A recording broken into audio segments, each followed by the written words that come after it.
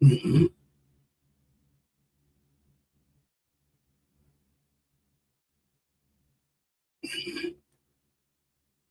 right, shalom, shalom. I want to start off by giving all praises, honor, and glory to Yahweh, Bahashem, Yahweh Shai, Bahashem, Wahab, Kodash. I want to say and give double honors to the apostles and bishop elders of Great Millstone for teaching us his word in truth and sincerity and for ruling well. Salutations to the elect. Lord willing, with some of those men and women that believe in here in the name of Yahweh, Bahashem, Yahweh Shai, patiently waiting for the day of our salvation, the day of our redemption. Yeah, my brother Gabar. Salaki. Hey, I'm my brother Gabar Yahawada from GMS Hawaii, coming to you with another quick lesson. And this lesson was inspired by a video of Donald Trump speaking about how he don't care for the people. You know, and in reality, this man, he has the same mindset of the elite that put him in power, right? The elite, the banking families, they don't care about the average person. Right, they see the average person as a useless eater, right? Particularly of their own nation, right? They don't even rate Jake, right? They see the people as something that doesn't concern them, right? And when this man came into power the first time, I believe what is it, 2017, like he was the president after Barack Obama. When he came into power, he wasn't as hard and wasn't as obstinate as he is today. Right, I mean, he was proud. You've seen a lot of things that he was doing, giving a lot of people passes, pardons. You know, he didn't hit his heart, and then 19 happened, and in 2020, so the people started worrying about that. But the whole time, this dude was dismantling, and all presidents do that. Each president dismantles more and more, or erodes more and more of Babylon every time they get into office.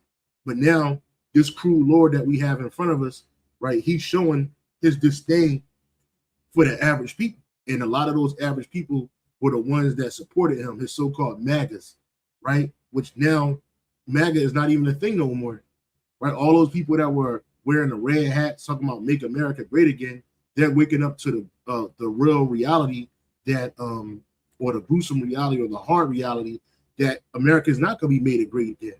And when America was made great, the average Edomite could, live in his country, and especially above the so-called Negro, Latino, Native American, right? So he had that white supremacy behind him. He had preferential treatment behind him. He had, authority.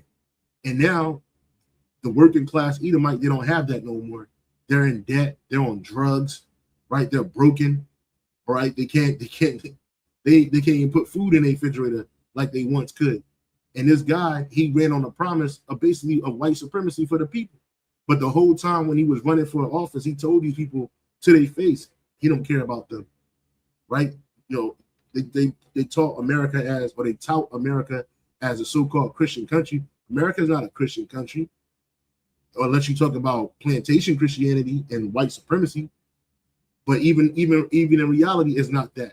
Your leaders, these elite politicians, these mid and low-level politicians, they're all Satanists. They all believe in Esau, Edom. Hey, shalom to the brother GMS down Australia. Yo, bro, if you available, I can shoot you the link and you can join in, if you got time, right? And we can eat together, you know what I'm saying? But anyway, Esau, Edom, he set these people up in a slippery slope, right? It's not so much that these people voted him into office, because presidents are not elected, they're selected, but he had to galvanize the minds of the people, and he did that. He's a warlock. That's why Maria Abramovich, she said that Trump is a magician, right? She called Trump a magician. Just bear with me. Let me see if I can find it. Maria. This is kind of let me get my tripod and tune in for sure. I'm sorry. I'm trying to see what he said. Just bear with me. He said, Khan, let me get my tripod and tune in for sure. Khan, no doubt, bro. I'm gonna post the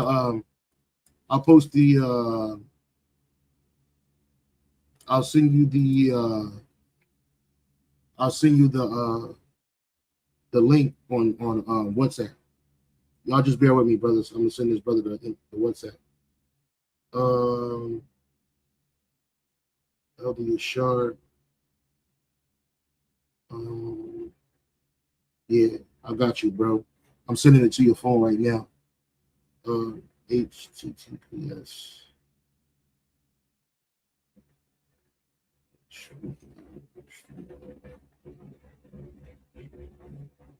Yep.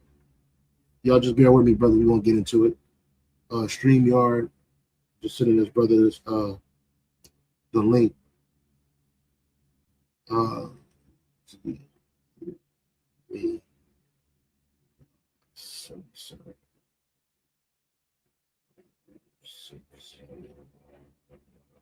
Fine, brother. I sent it to your phone. So again, there's a video of Maria Abramovich. She's a witch, right?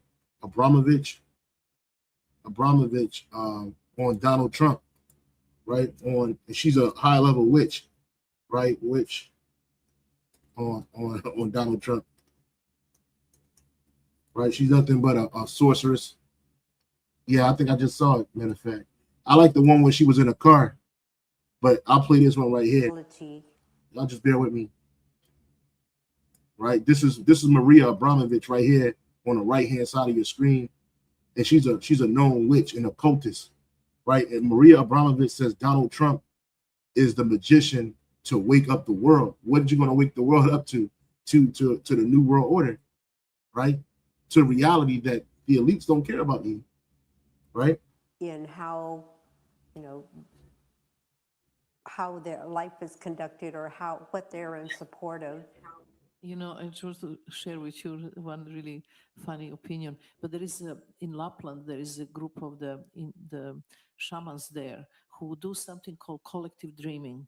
They will go together in seclusion and do the rituals with, eating very little food and being in a solitude for a long time. And they will go and dream the dreams.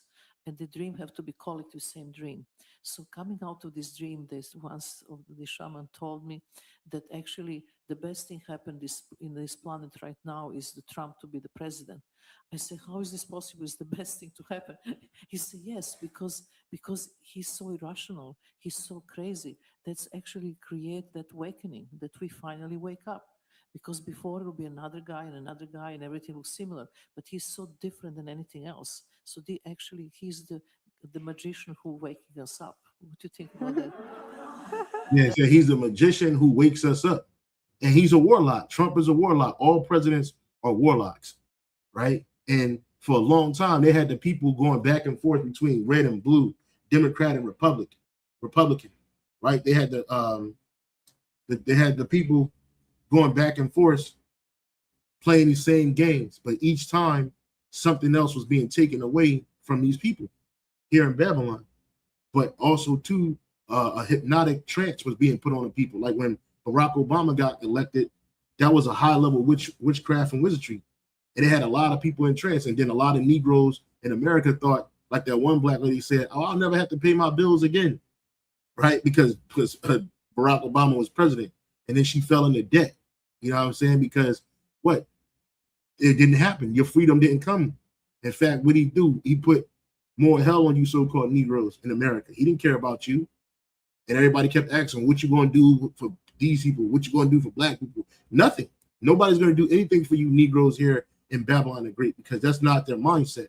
Their mindset is to do what the elites tell them to do, right? That's what they're set up to do. And they use magic, right? This is a precept from go now with thy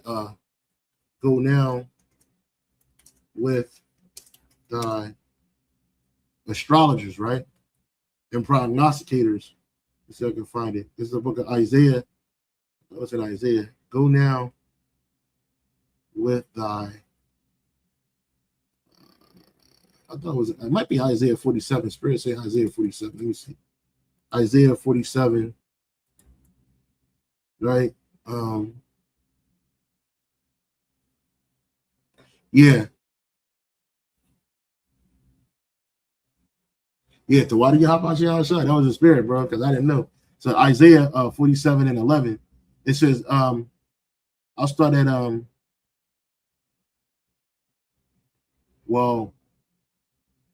I'll start at 8. Isaiah 47:8.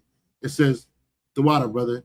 It says, therefore hear now this, that thou that art given to pleasures, that dwellest carelessly. And that's the average American in America, right? And starting with the banking elite, they living in pleasure and they dwelling carelessly because they got the people thinking that the Most High don't exist.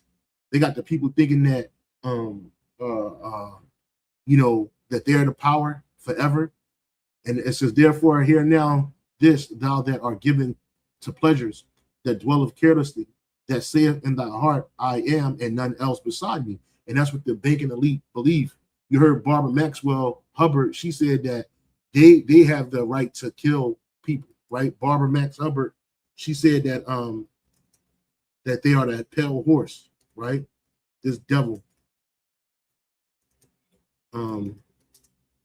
She said this,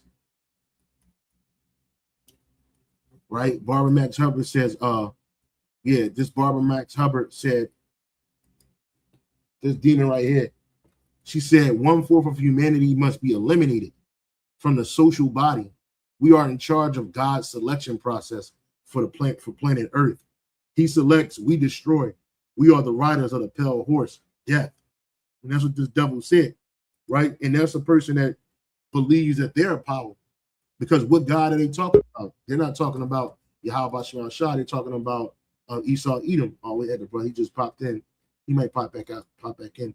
It says, therefore, hear now this, thou that are given to pleasures, that dwellest carelessly, that says in thine heart, I am, and none beside me.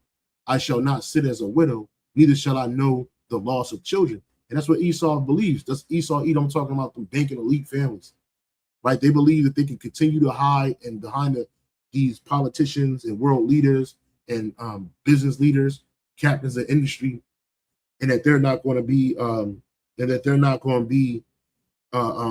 found out, but they are found out, right? And they believe that they're the Most High. They believe that they're a power. They got the people believing that the Heavenly Father don't exist or his only begotten Son don't exist, right? They have you believing that in God and Jesus Christ, right? They don't have you believing in Yahweh Shema Shah, but they know the Lord exists.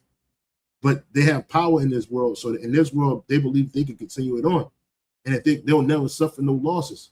But all of that's about to come to them.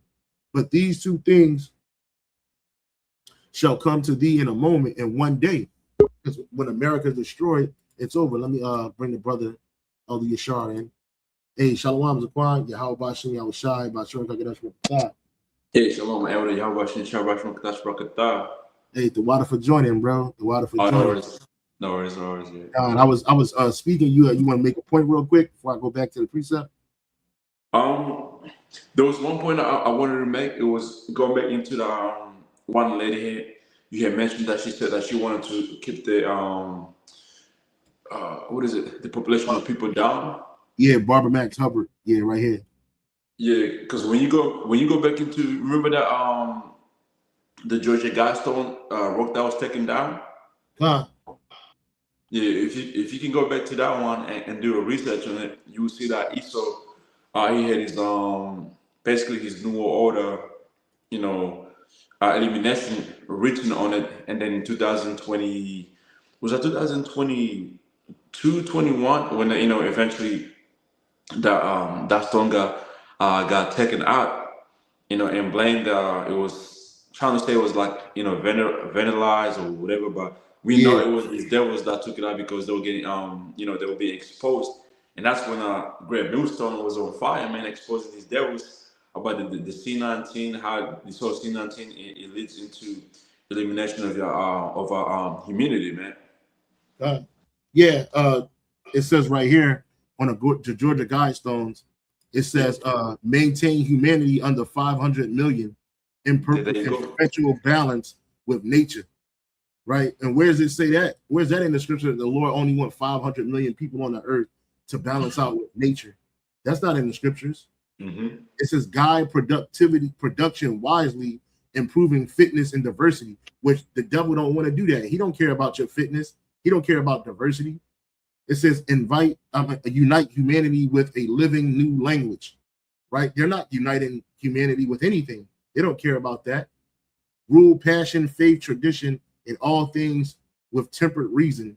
Protect people and nations with fair laws and just courts. Well, that's not going to happen here. The elite don't want to do that. In the new system, the new world order system, the digital slavery, they think they're going to have these things over the people, right? Avoid petty laws and useless officials, right? It says, let all nations rule internally, resolving external disputes in a world court, because they want a world order. And in that world order, they can't control all these people, right? And then they're not necessary to the new system. That's why they put in all this AI technology on the forefront now, right? People are losing jobs left and right because they've been not outsourced, but there's another word for it. They've basically been I had the word in my head, but there's a word for it when it made obsolete. The Wadi Hawashi shot. Yeah. It's already like 8 billion people on the earth. I think it's like 8.3 billion people on the earth. So you try to tell me that these people want to get rid of shit 7 billion 7.2 billion people. They want to get rid of them. They just want to get rid of you. How are they going to do that? Through wars, through famines, plagues, right? Max needs, all of that shit, whatever the medicine, all of that is to destroy the people. And all the elite bankers, they believe this. So do their high-level politicians, their high-level businessmen, these people that they put on the forefront in front of you, these entertainers, like these high-level entertainers.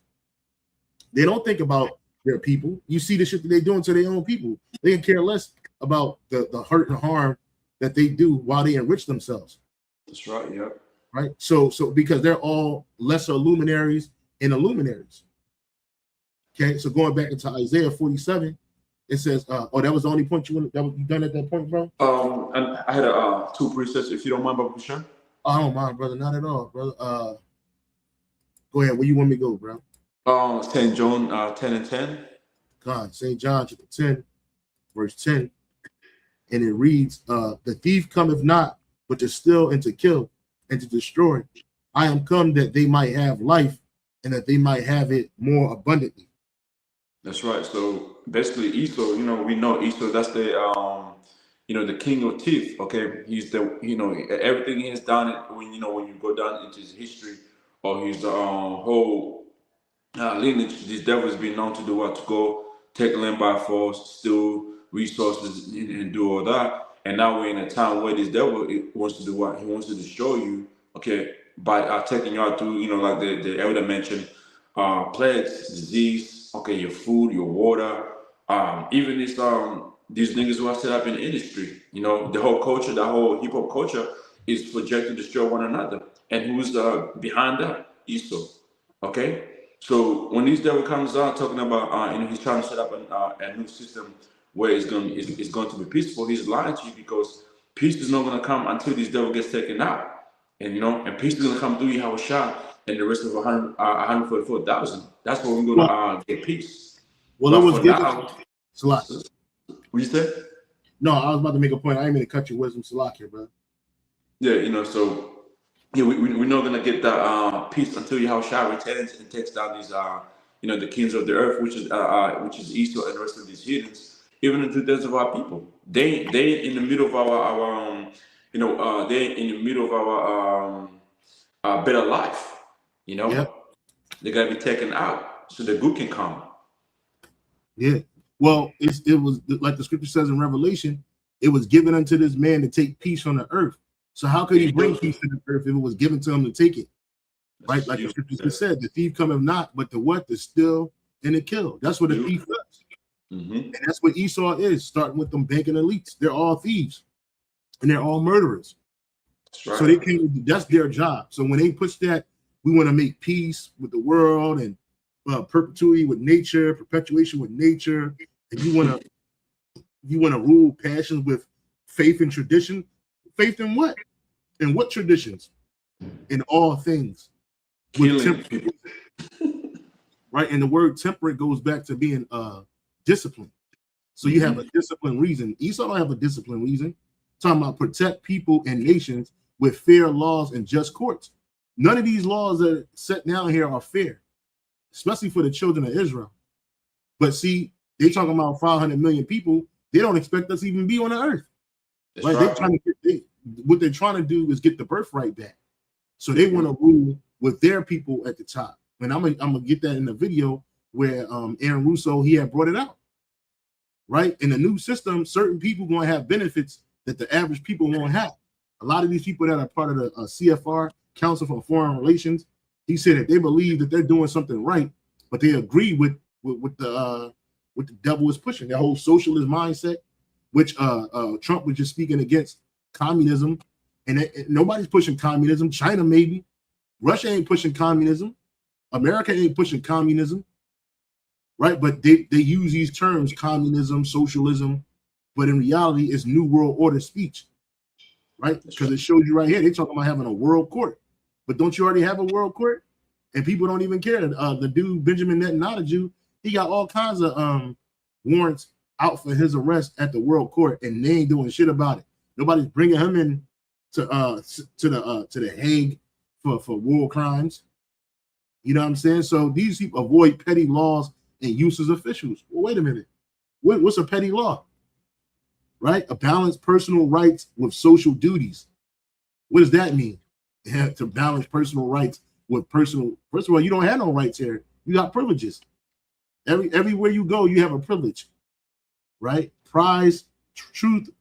Listen to this. Prize, truth, beauty, love, seeking harmony with the infinite. Whoa, who's the infinite? Right? Harmony and truth. He's not a man of truth. He's a man of lies. The thief cometh not, but to what? Steal, kill, and destroy. That's what he does. So him trying to, perpetrate righteous acts, that's him going against his own nature. You had the other precept you wanted to get, brother? Yeah, it was St. John chapter 8 and verse 44. St. John chapter 8, verse 44. And it reads, ye are of your father the devil, and the lust of your father ye will do. He was a murderer from the beginning, and abode not in the truth, because there is no truth in him. When he speaketh a lie, he speaketh of his own, but he is a liar and the father of it. Right. So, we know how Shah was talking to our people, the Sadducees and the wicked scribes, talking to the wicked subscribes about this precept right here. Yahushua basically called our people Esau. There we have like Esau himself, and this right here, this right here is the description of how Esau is. So Esau is known as what? He was a murderer from the beginning, which that's that's Cain. There was no truth in him. Okay, and whenever he spoke, it was nothing but a lie. And right now, when you listen to Esau speak, what do you hear? Nothing but fucking lies, man. Okay, everything that Esau speaks of is what is against life. Yeah. Okay. This whole the CO3, the climate change. These idiots really think that's really to bring Earth back to its normal, to bring the Earth back to normal. But no, when you do your research into it, okay, you use science. What he's trying to do is going to destroy the Earth. This devil's a fucking liar, man. All right. Yeah. And then him, pushing pseudoscience onto people. Basically, he's going to destroy the Earth and destroy every moving, living creature if the time wasn't cut short. So he's a liar, man. He's a murderer. Okay. Yeah. Through his first speech is how this devil kills people, man. All right. But like I said, this precept, it was being applied to our people, and you have niggas of our own kind behaving like fucking Esau, man. I'm not gonna mention names, but you brothers already know who these niggas are.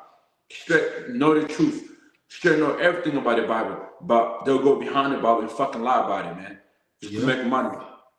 Well, yeah, the scripture says, "Among my people are found wicked men," right? So Jacob, you can't put nothing past these niggas. Right, these niggas they claim to be spiritual, but they're not. They're carnal minded. That's So right. they do the things that Esau does, right? They act like an Edomite. They act worse than an Edomite in some cases. Yeah. You know? But again, there's no truth. There's no truth in Esau. Neither is there truth in those that act like Esau or follow after his ways. That was all you had, brother?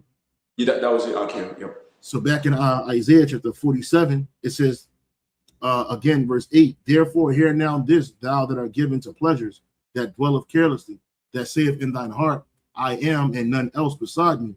I shall not sit as a widow, neither shall I know the loss of children. But these two things shall come to thee in a moment, and one day, the loss of children and widowhood.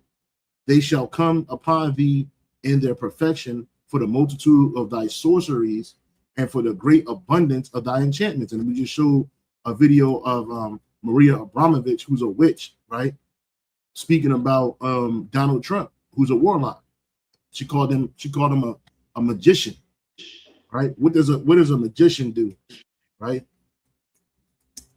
A magician is an entertainer who performs illusions. Well, Trump is an entertainer.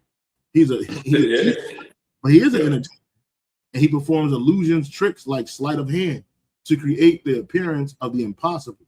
The term also refers to a fictional mythological sorcerer, such as a wizard. Well, these are not fictional or mythological. You have wizards here, or a mage, right, who possess supernatural powers. Additionally, it describes someone with extraordinary, seemingly miraculous skills in a particular field. Well, he has miraculous skills in politics.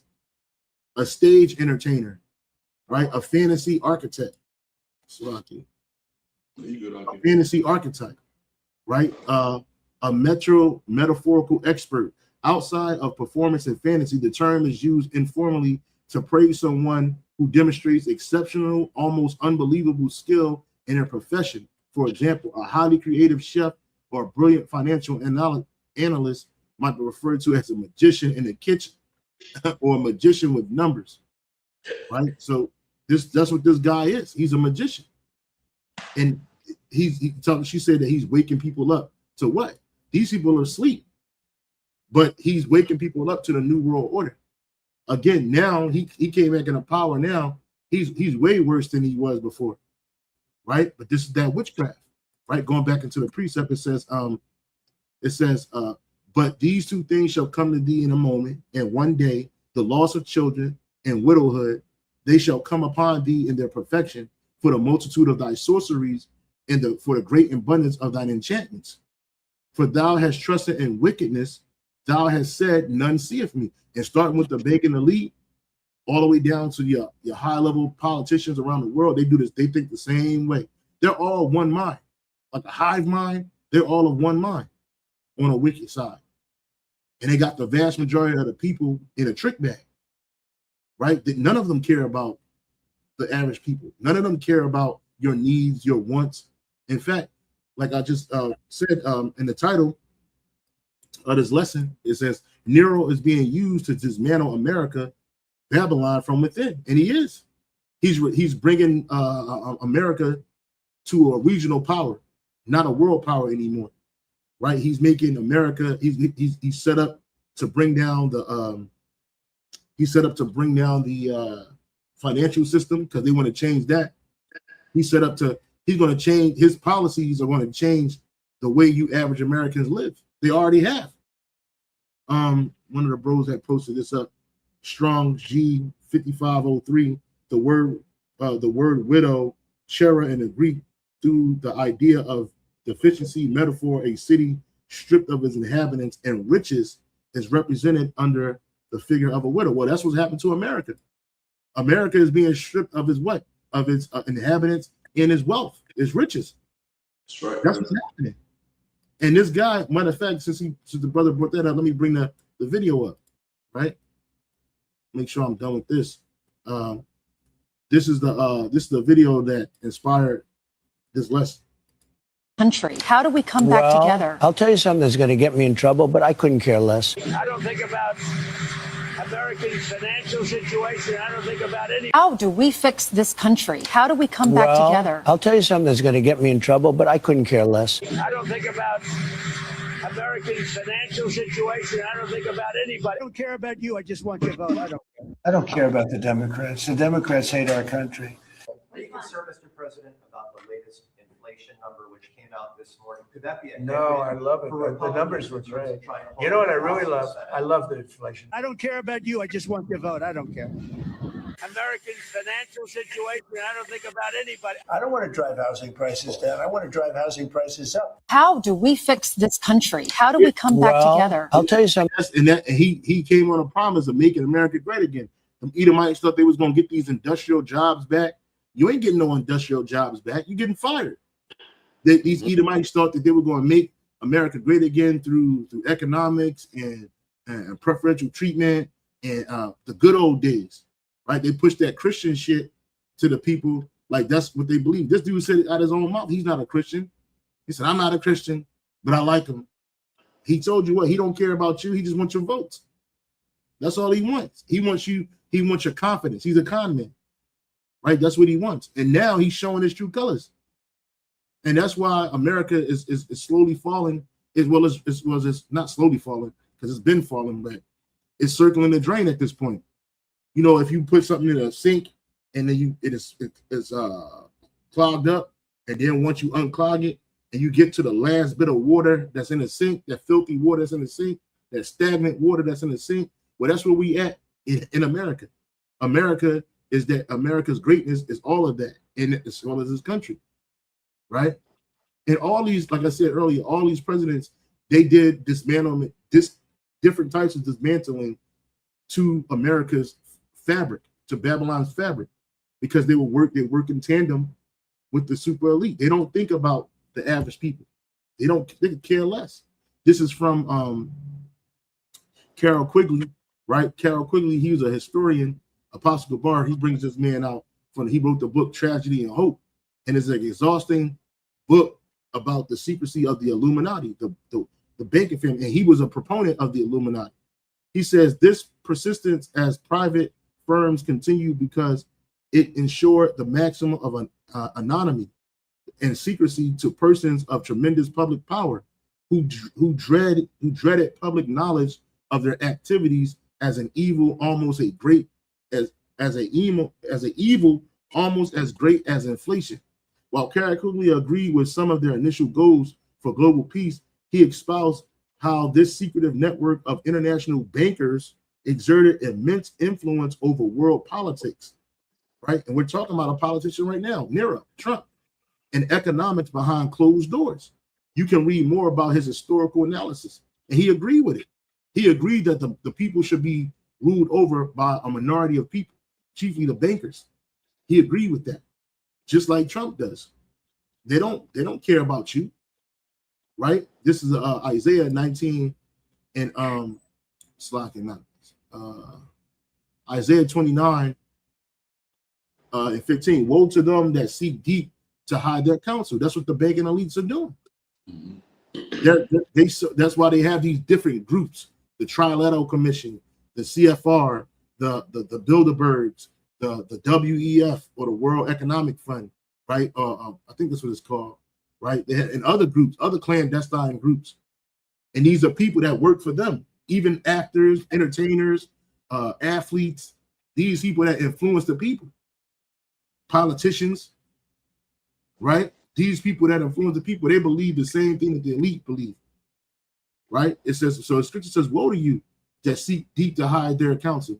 See, in the kingdom of heaven, we ain't gonna be hiding behind no politicians and these puppet leaders that we want these set up when they get their countries back after slavery. No, we're gonna be right in the open because we're righteous people. We're a truthful people. We're people of truth and honesty. So you're gonna see us.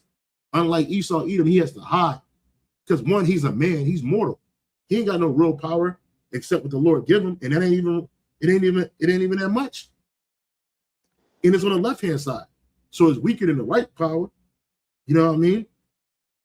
So it says, for Yahweh, Bashem Yahushai, and their I'm gonna read it again. Woe unto them that seek deep to hide their counsel from Yahweh, Bashem Yahushai, and their works are as a dark. And they say, who seeth us, who knoweth us, right? And that's what their mindset is. Who see us? Who see what we doing? Yeah, they talk about the bakers and all this other stuff, but you don't know who the bakers are. You just know the name. That's right, yeah. They could just walk by you on the street, which they don't, but they could, and you would never know. They're unassuming, but they're there. You had something, Zaquan? No, I was gonna to back up real quick. Was this the book of Sirach 23 verse 19? It says, Oh, hold on. Let me bring it up. Oh, yeah, get it first. It's like you. Sorry. Sirach chapter 23 verse 19. You got it, brother. It says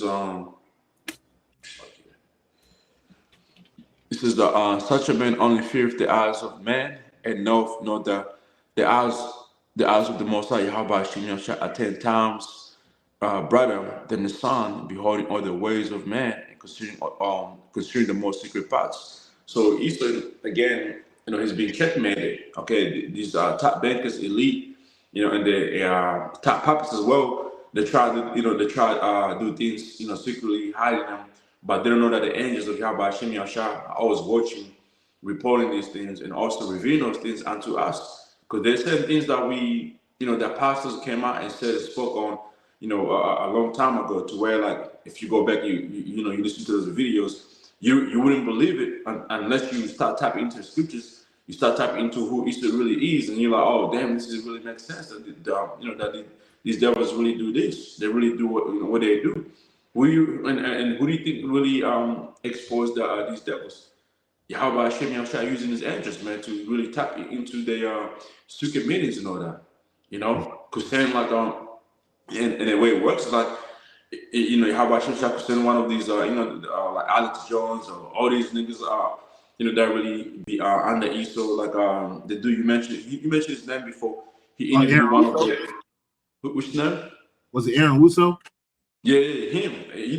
Man, come on, man. That's how Hashem Yahshua used that devil to really sit down and get information that we needed to use in our time, Which he might be a Jake, the apostle said he might be a Jake, but he was honest. He was very honest. Yeah. So, again, like there's nothing you can hide from Yahweh Hashem Yahshua, man. No matter how much you dig under the earth, you're trying to hide that shit. Yahweh Hashem Yahshua will bring that shit out and show it. Yeah. So by Esau, again, like we mentioned before, Esau is, he really thinks, the Most High can't say what he does, as the elder read it before in the book of Isaiah 29. But hey, the scripture says he sees all things, man. He's the one who created all things. He's the one controlling you. So how the fuck you think if somebody's controlling you to do, to do his will? How the fuck you think he can't see what you're doing, man? God. But that's the part of these these Edomites, man. Yeah. Well, that's the banking elite, right? The fool, they're the fool that say that there is no God, but they know it's power, right? But see, in the minds of the people, they have the people believing that. Look, they've been in power all this time, and they ask the question, well, where is God? Where is he at? He ain't showing up. So this is felt, but then they see the prophets now. They see the prophets, the apostles, the bishops, elders, the brothers on down, the true brothers of Yahweh Shem Shai, the true men of the Lord of Yahweh Shem Shai, preaching, and they're not getting scared. That's why that's why they in these bunkers, but they still got policy going on as usual. They're hiding it, but they're giving you these people on the forefront and showing you that Trump ain't nothing but a manager at McDonald's, a night shift manager at McDonald's. Right? That nigga, he don't know what's going on for real in corporate. He don't know about prophecy. He don't know about the true deep understanding. He don't, I don't know if he know he's an Edomite or not, but he definitely is. Nero, that's what Nero does. Nero is an Edomite. He don't care about the people.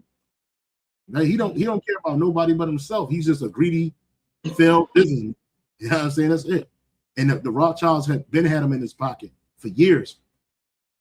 One of the bankers, I believe one of his lawyers was Donald Trump's bankruptcy lawyers. He was a lawyer for the Rothschilds. Was a Rothschild, a banker, lawyer, friends. with Trump during bankruptcy. While you do that, okay, can I get one more piece real quick? Yeah, you got it, brother. This is the book of Proverbs, chapter 5. That's like, hold up. Proverbs chapter 5 and verse 21. Proverbs 5 It and says, 20. yeah, it says, but the ways of man are before the eyes of Yahweh Hashem. I'm trying to see that. Oh, Salakia, I'm sorry. You said Proverbs 5 and 21? 21, yeah. It says for a man, it says for the ways of man are before. Okay, you can read it, brother. You got it. Yeah, it's just it's for the words of man are before the eyes of Yahweh Hashem Yahshua.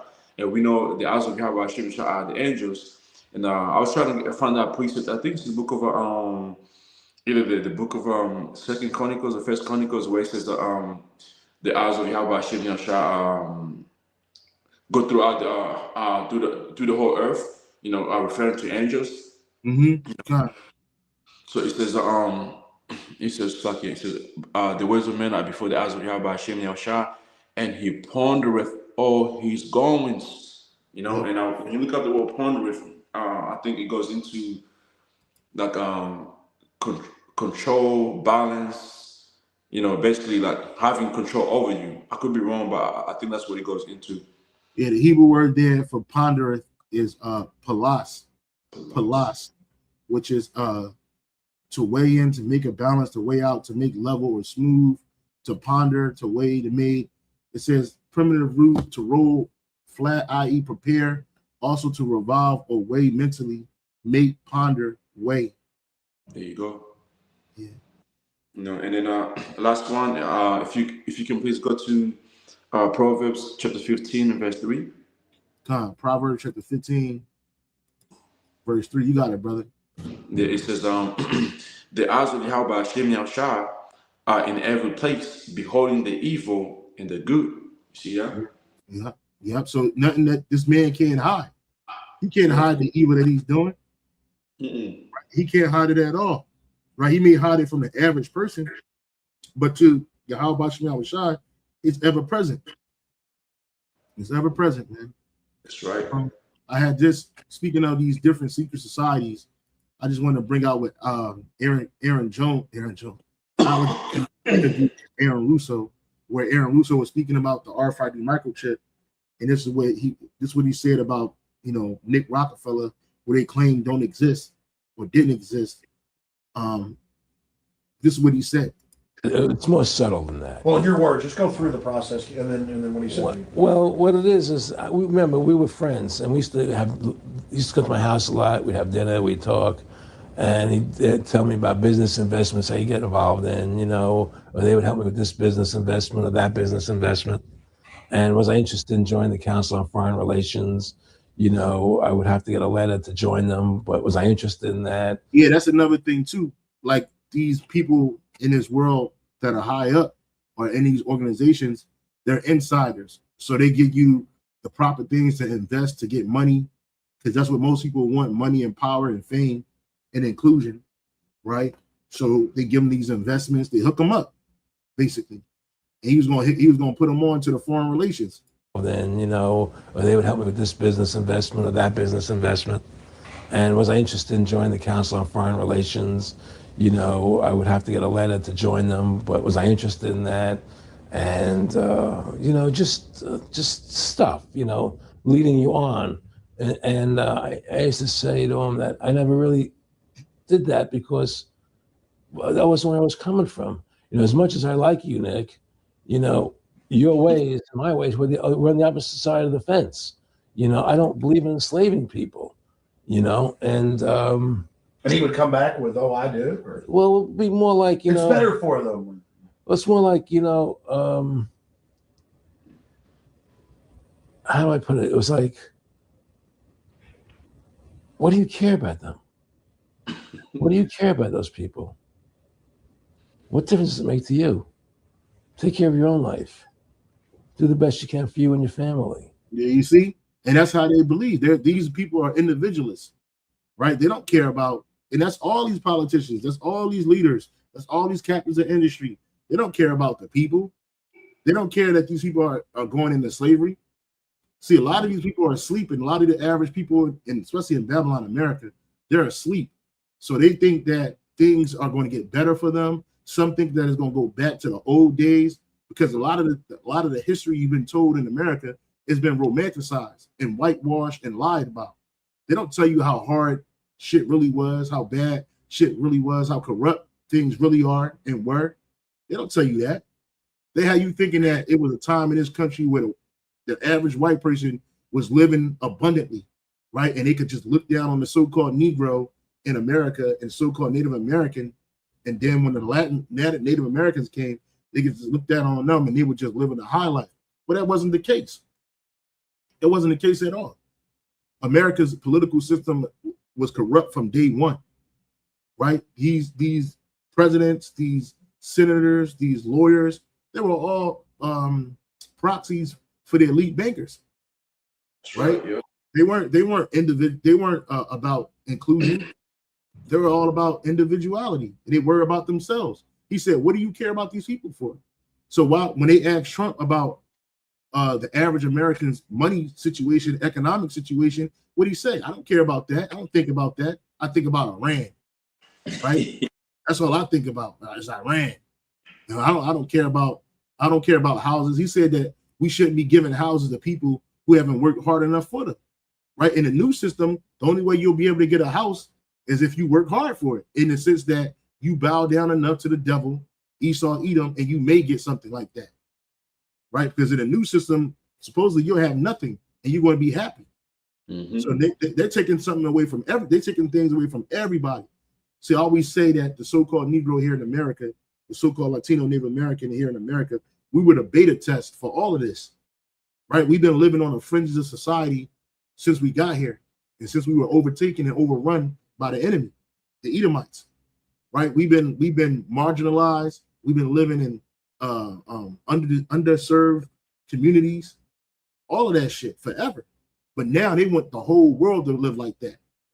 Right? So that's why they crush the middle class. They don't want you to have a smoke screen of wealth and inclusion, because that's all these people really want. They want to go back to the days of middle class America, which is really the height of that was in the 1950s, which they call the golden decade of America. That was when America was on top, right after the World War II. And then the average Edomite could take his kid on a vacation, his family on a vacation, can operate a car, can support a whole family of four with one job. His wife had the luxury of staying home and cooking and cleaning. Again, all that shit was romanticized, right? They show you different shows like back in the day, Father Knows Best, Leave It to Beaver, right? These different shows that had the people thinking that, oh, this is what the 1950s was like for every so-called white person. They had a show called Happy Days. Well, America has no more happy days. Those days are over, right? It's done. Yeah, that shit is done with, man.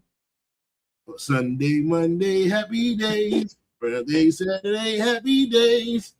Let me see if it's a Happy Days theme song. Theme song lyrics. I remember this shit when it came out. Yeah, Happy Day, Jim. Yeah, Happy Days. Sunday, Mondays, happy days. Tuesday, Wednesday, happy days. Thursday, Fridays, happy days. It says, the weekend comes, my cycle hums, ready to race to you. These days are all happy days.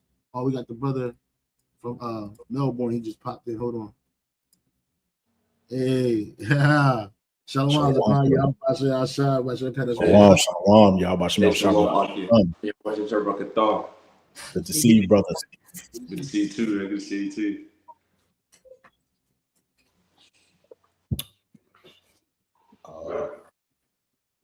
Okay, I think I'm okay. Just checking my sound. Can you brothers hear me? Yeah, we can hear you. Okay, come. Yeah, I just wanted to grab my garment. So, yeah, like those happy days, they're gone. You know what I'm saying? And this is when you watch Happy Days. If I don't know, y'all brothers kind of young, so Happy Days was off when y'all came up. You know what I'm saying? But it was a show with this guy Ron Howard. He's a director now, right? And it was a nostalgia show about the 1950s. It says share them. It says happy. Listen to this. These days are all happy and free. These days are all share them with me. Goodbye, gray skies. Hello, blue. There's nothing can hold me when I hold you. Feels so right. It can't be wrong. Rocking and rolling all week long. Sunday, Monday, happy days. Right. So yeah, these happy days are over. Right. There's a scripture that's about the mirth is gone. Yeah. There ain't no more mirth here. People don't even want to drink liquor no more. Right? Niggas stop being. Everybody's on meth and fetty. You know what I'm saying? Pain drugs. All kinds of drugs, popping pills. Them niggas don't want to drink alcohol no more. That shit is bitter to these people. Right? Shit is bitter to these people, man. What was the premise? What was the premise of Happy Days? Right? Happy Days. Happy Days, a classic 1970s sitcom. Happy Days is set in Milwaukee, Wisconsin during the 1950s and 60s. The plot follows the daily lives of coming-of-age adventurers of teenage Richie Cunningham, his wholesome suburban family, and his friendship with the effortless, cool local greaser and mechanic Arthur the Fonzarelli. Now, see, this was their height of their society, right? Was the 1950s. In the 1960s, and then they started going down in the late 1960s, pretty much 1969. You got a point you want to make, this one? Yeah, because right up until that time when they did the going to the Apollo mission, all right, that's when it all came crashing down. As you pointed out, right up in the 60s. And then when you understand prophecy, that's during the time, the 3.5 days, which would be 350 years, because one day to us is one day to the Heavenly Father, Salakia, Yahweh Bashim Yahushai, is as 1,000 years to us. And that was right around the time where you have Abba Bivens, who was a part of the commandment keepers and broke away. The Lord put the spirit on him, okay, to do what he did, all right, paving the way, all right. And now you have the renowned men, beginning with the elder apostles on down, you know. And so this is why prophecy is so prevalent. This is why started with Elder Apostle Tahar always says, you see, you Christians, when it comes to the scriptures, you don't understand, okay, what the fuck is going on. Excuse my language. Yep. Okay, you have no idea what's going on. This is why the apostles always tell Akim, when you deal with a Christian, take their ass into deep waters when it comes to biblical prophecy, because they don't understand prophecy. You got it. Khan, you had something, Yashar? No, I'm good out here. Khan, so let's go back to Alex Jones real quick, man. What do the rest of the people mean to you? They don't mean anything to you.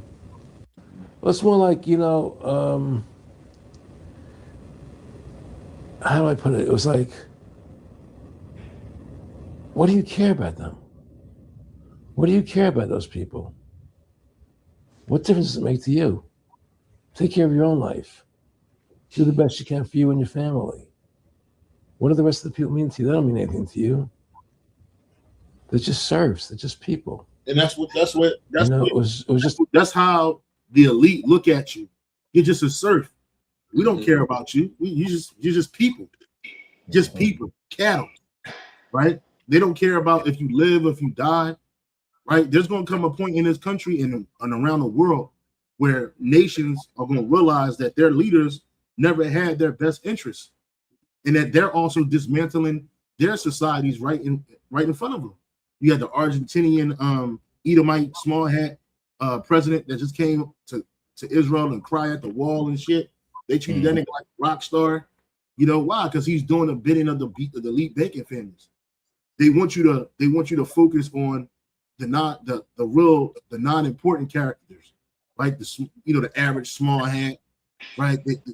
Somebody, because when you see them, they want you to bring violence to them or whatever, and then they want you to worry about the average Negro, right? They want you to worry about people that really the average Edomite in America, right? They want them class riots to start. They want the race riots to start. They killing you niggas like hotcakes again, right? So it's like, and they're getting off. So they want to hope to start some conflict while the whole time we fighting each other. Esau, Edom, they rolling out the front and the back with the goods, and they got the system set up for you.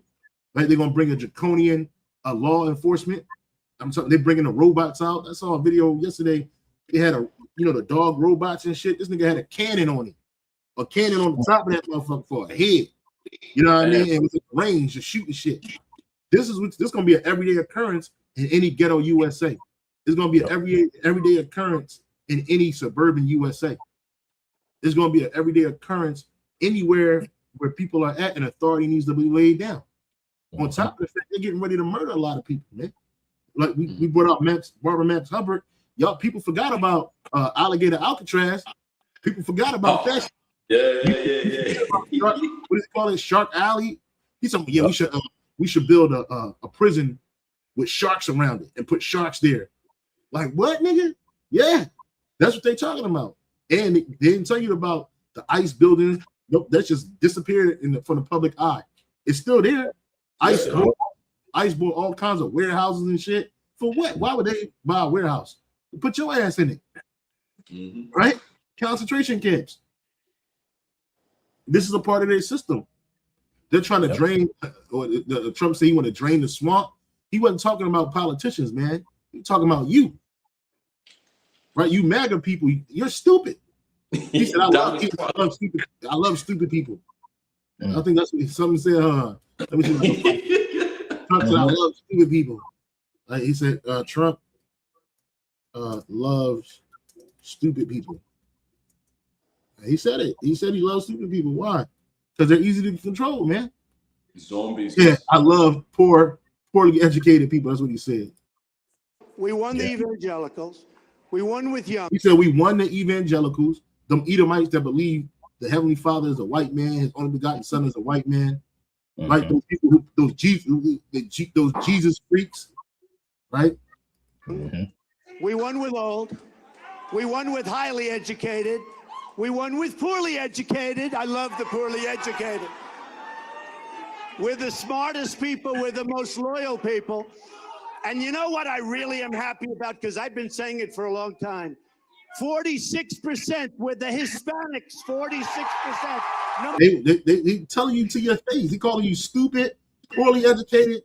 You can put Jake in there because he's talking about you. But he also talking about them trailer park trash, the missing teeth Edomites, the Edomites in the Appalachians, the Edomites in Middle America. He's talking about you. The highly educated, the poorly, and I love the poorly educated.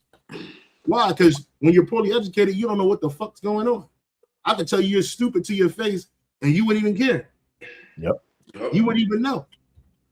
Right? This dude said, a lot of these evangelicals think Trump's a Christian. Trump said he ain't no Christian. I ain't no Christian. Trump says he's no Christian. Right? Right here. He says, I'm not a Christian. Christians, get out and vote just this time. You won't have to do it anymore. 4 more years, you know what? It'll be fixed. It'll be fine. You won't have to vote anymore, my beautiful Christians. I love you, Christians. I'm a Christian. I love you. Get out. He's not Christian, but yet he got so-called Christian evangelicals praying for this nigga. He got an office dedicated to this nigga. They holding church in a White House, right? This nigga talk about God and Jesus like it's going out of style. But he just told you to your face. This is the forked tongue that this devil speaks with, man. Hey, can one of you brothers get that precept where it says the words of his mouth are smoother than butter? But yeah, where they drawing swords, man. You can share it on your screen, brother, if you want to. You know what I mean? Because that's and it's crazy that you say that. Just to touch back on the whole concentration camps, because I did a video a few days ago where it's been completely leaked that what's that dude's name? Jared Kushner. Yeah. Pretty much it's been linked that Izzy land, I'm gonna just say that. You should know what I mean when I say that. they are now turning the Gaza Strip into a complete 15-minute city where they're going to have total surveillance and biometric hacking. And then I aligned that with when the apostles brought out many years ago that Rex 84 documentation, where it talks about, bringing in, setting up stages, FEMA zones and stuff like that. So this is happening. It's happening, and as the beloved Elder Yashawamba always says, we cannot be offended at prophecy.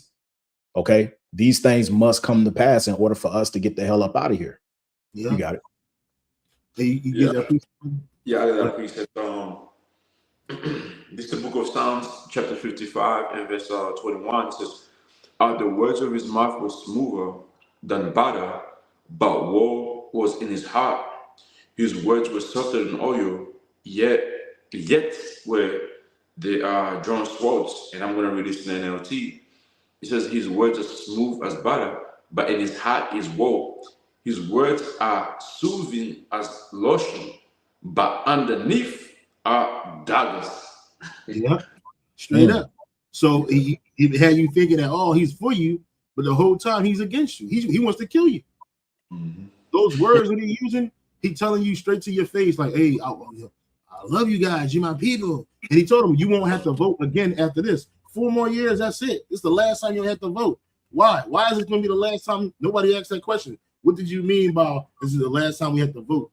Because it ain't going to be no more president, right? It's going to be a one world government, a ruler, right? A one ruling government, a world government, right? He's just going to be the manager of a regional Walmart, which is that's what America's going to be.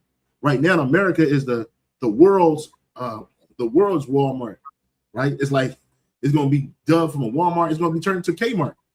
That's what they hope. That's what they want. They want it to be a Kmart where it still exists, but it ain't as good as it used to be. That's not going to happen. America's going to be destroyed by nuclear fire, right? America's going out in this war. This is it for Esau. That's something that he ain't telling you either, because see, he's protected.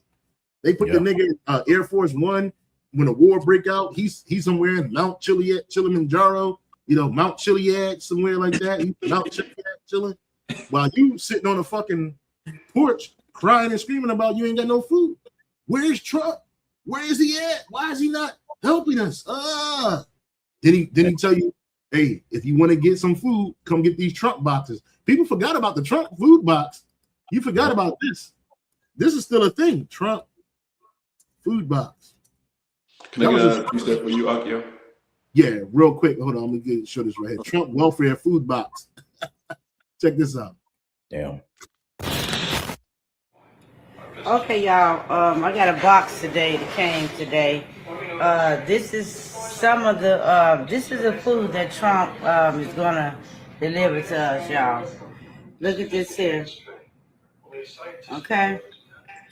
This is the food box and it's gonna come in this big styrofoam box, y'all. Look at this shit. Trump is not lying. He ain't playing. But look at this shit here, y'all. Look at the food, though. I want to say, Trump, fuck you, and I'm not eating your food. Look at this mess. Look at that. Probably all lab-grown meat, too. What's that, brother? I said it's probably all lab-grown meat, too. Yeah, you already know. It ain't nothing organic in there. Yep. 20 of these here came in a box. This supposed to be chicken and cheese corn. This is the damn, look at that. So we supposed to eat this, y'all. Y'all see this shit? You gave a nigga a ham. What's that, ham on the side? Look at this. Ham. Check this out, y'all. Look at our biscuit. Look at our biscuit. We got gave us damn. Hey, you'll choke you niggas to death. You would swallow that shit and die. But the only way you're gonna get that box is if you get that chip. Fucking what's that supposed to be? Barbecue pork rib. Barbecue pork ribs. Come on, bro. Yeah, you niggas going out there. They're gonna have you going out sitting, man. This man's the devil, bro. Satan. And these is the biscuits. Hey, y'all, check the biscuits out. Look at the biscuits. See the Niggas complaining about the biscuits. Nigga, you complaining about all that shit. What the fuck you worried about the biscuits for? The food is terrible, nigga. Look at this shit. Yep. She messed up about them fake ass ribs, them fake ribs with the carrots and shit. Niggas gonna start getting at them home style meals. That's what you're gonna get. And you gonna have to Look at this shit. Look at that shit. Look at that shit. Look at that shit. Look at that. There ain't nothing natural about that bread, bro. Nothing. So this is what he gonna replace our food stamps with. That's what he gonna replace your food stamps with. Y'all forgot about that. That's true. That's basically Ezekiel chapter 4. Ezekiel chapter 4 food ration right there, man. Yeah. That's a ration because that's all you're gonna get. You ain't gonna get no extras. They ain't gonna let you find out where the bulk of the stuff is at in the back. None of that. You gonna get to that line. I always like to reference that the Django scene when he was in the bar. He said, now when you get there, you're gonna go down there to the fucking to the whatever stadium that you're at. You're gonna go to the stadium, you're gonna go to whatever big area that they corralling the people in, and you're gonna go down there with your kids, right? And then, like Steven said, now when you get there, they're gonna take away your name, give you a number until you get the whip. And that's what they're gonna tell you. They're gonna take away your name, they're gonna give you a chip with a number on it, and say, get the work. Yeah, one word of sass, they cut out your tongue. Well, one word of sass, you ain't getting no food. One word of sass, you going to prison. You know what I'm saying? You do. You know what I'm saying? One word. We had a precept, bro. I ain't want to step on your precept. I had going back to the book of it was a precept to go with the Psalms 55. You know what I'm stressed. So this is the book of Sirach. Sirach chapter 10. No, it's Sirach chapter 12 and verse 16. If you got it. 12 and 16. Yeah.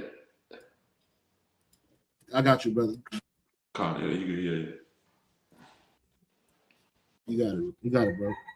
It says, an enemy speaketh sweetly with his lips. And so when you listen to Trump, fooling our people, he's speaking some smooth words unto you. You think he's for you. You think he's really gonna make America great again, and niggas gonna win it within our whole motto of making America great again. But nah, it's set up for Jack to fail. Even these Edomites too, they're gonna fail in our system, man. It says, but in his heart he imagineth how to throw it into a pit, and that pit you're gonna be thrown into is basically you, all right, being trained, okay, with this rational food, all right. You've been trained to it. Okay, your income is there's no more money coming in. Okay, shit's been put to stop. Okay, because of a big FF, happens, and then your Dimex is gonna line up. I don't know how many times a week to get your meal. They might give you 2 meals to last for you a week. Breakfast and dinner. But that's at first Jack is gonna complain about it, but then you're gonna be left with nothing. So you're gonna be forced to eat that shit, and then you're gonna start begging for it. We want more. We want more. Yeah. And that's how it's gonna be. Well, that's what happened at Katrina. Niggas was like, where FEMA at? FEMA wasn't really helping nobody, but niggas was like, where BEMA at? Where BEMA at? Niggas wanted BEMA. You trusting in the shadow of Egypt. Yeah. It's going to be to your demise. And see, we're in a time now. One of the Akim from Men and Valor, they did a lesson today. Going into that, you're going to have to step out on some unbelievable faith in these times because everything is about to be stripped away from you. Man. Yeah, and if you're not well equipped with the idea of trusting in Yahweh Bashim Yahushua, there's no way out of this. All right. The scriptures tells you plainly, Isaiah 33:6, wisdom and knowledge should be the stability of thy times. Beautiful. If you're out here in a situation where if you're not paying attention to the signs of the times or everything that's going on, right? And as soon as shit hits the fan, when Yahushua comes back as a thief in the night, you're gonna be asked out there.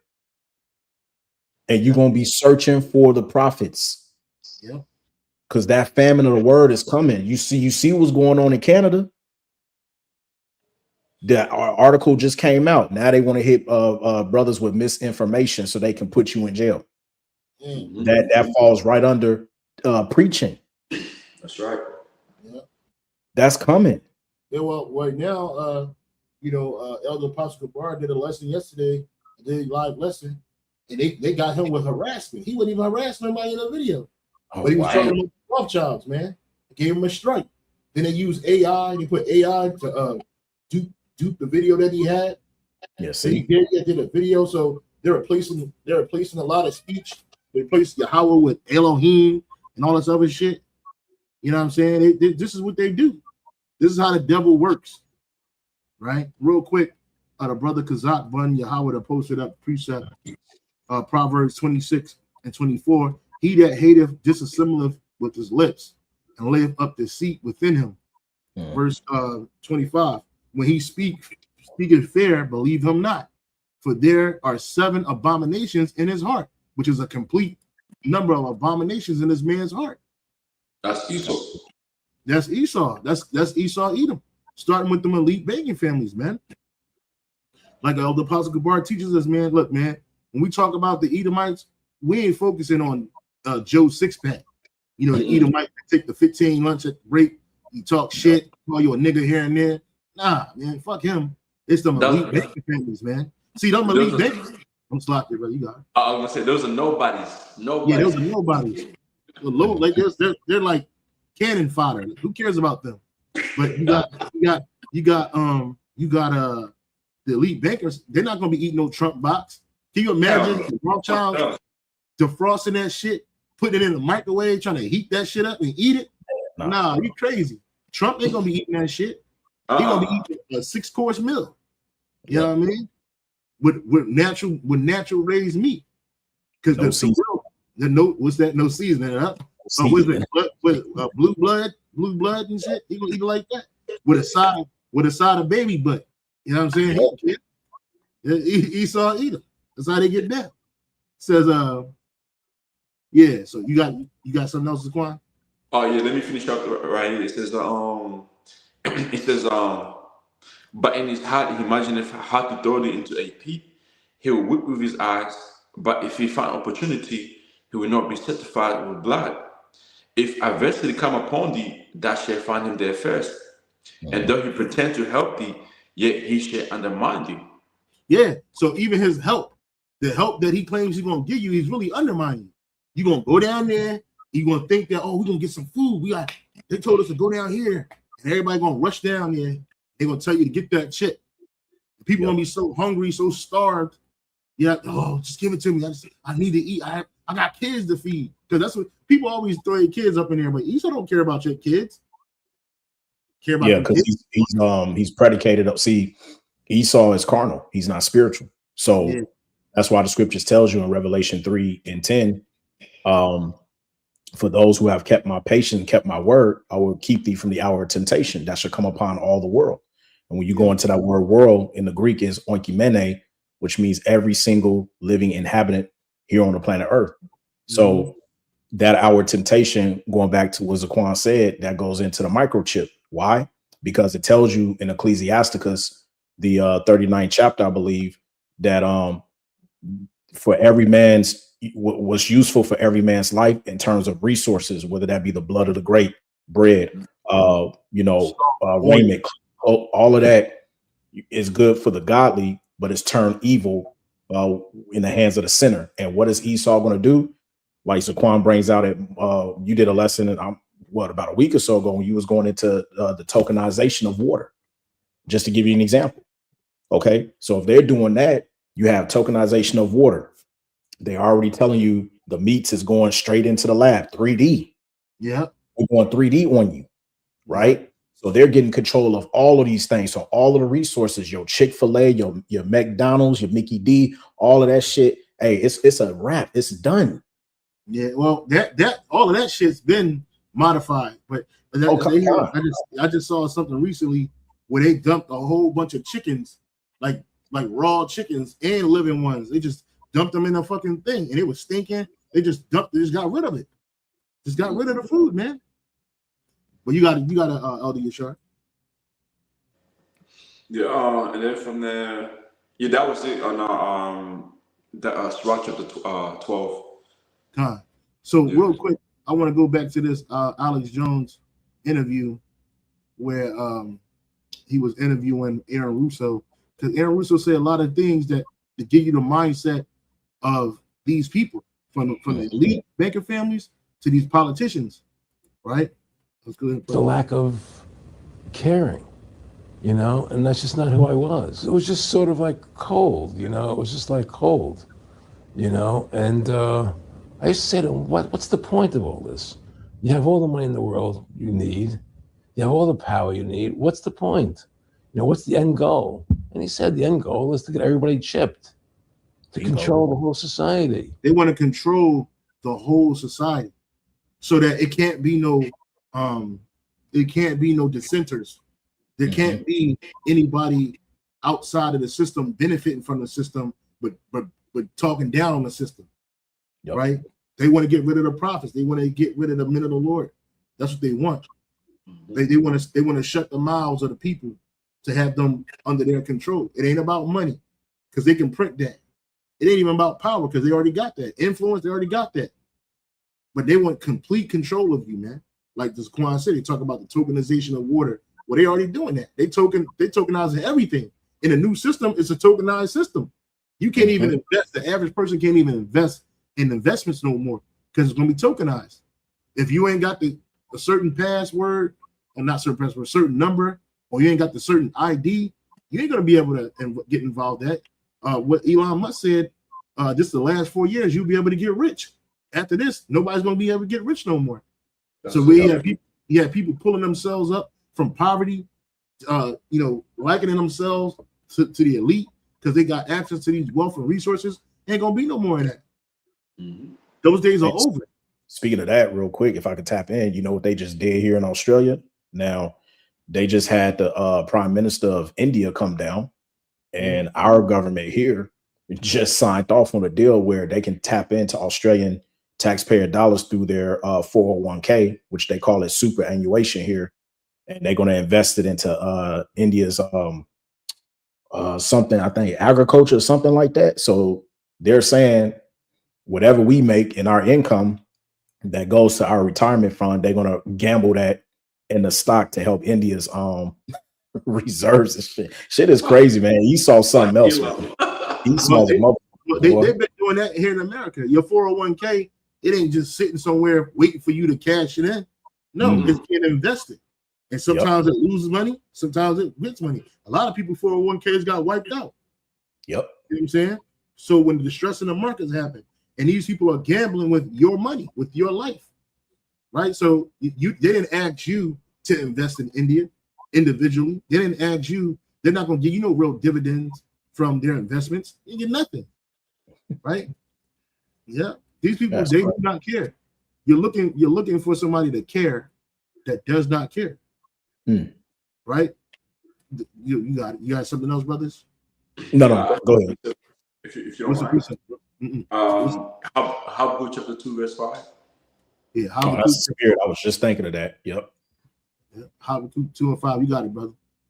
It says, also because he transgresses by one, he is a proud man, neither keepeth at home, right? Like the brother was going into, you know, how basically Esau, you know, can do whatever he wants to do, you know, what you got going on, without your rights, without, you know, putting a fucking signature down.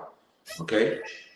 It says, neither keepeth at home, who enlargeth his desire as hell, and is as deaf, and cannot be satisfied, but gathereth unto him all nations, and heapeth unto him all people. You know, the main goal is, you know, for Esau is to basically have a control over you. Okay, control whatever you have. Okay, what you have in your household, what you have in your bank account, what you have in your, you know, whatever income you got coming in, whatever whatever you're doing in your household, he still wants to, you know, get his hands on that. And on top of that, you know, the way he's gonna do it is him tracking you down. You know, him chipping your wife, your kids, so we know what the fuck is going on. You know, that's what this devil really wants, man.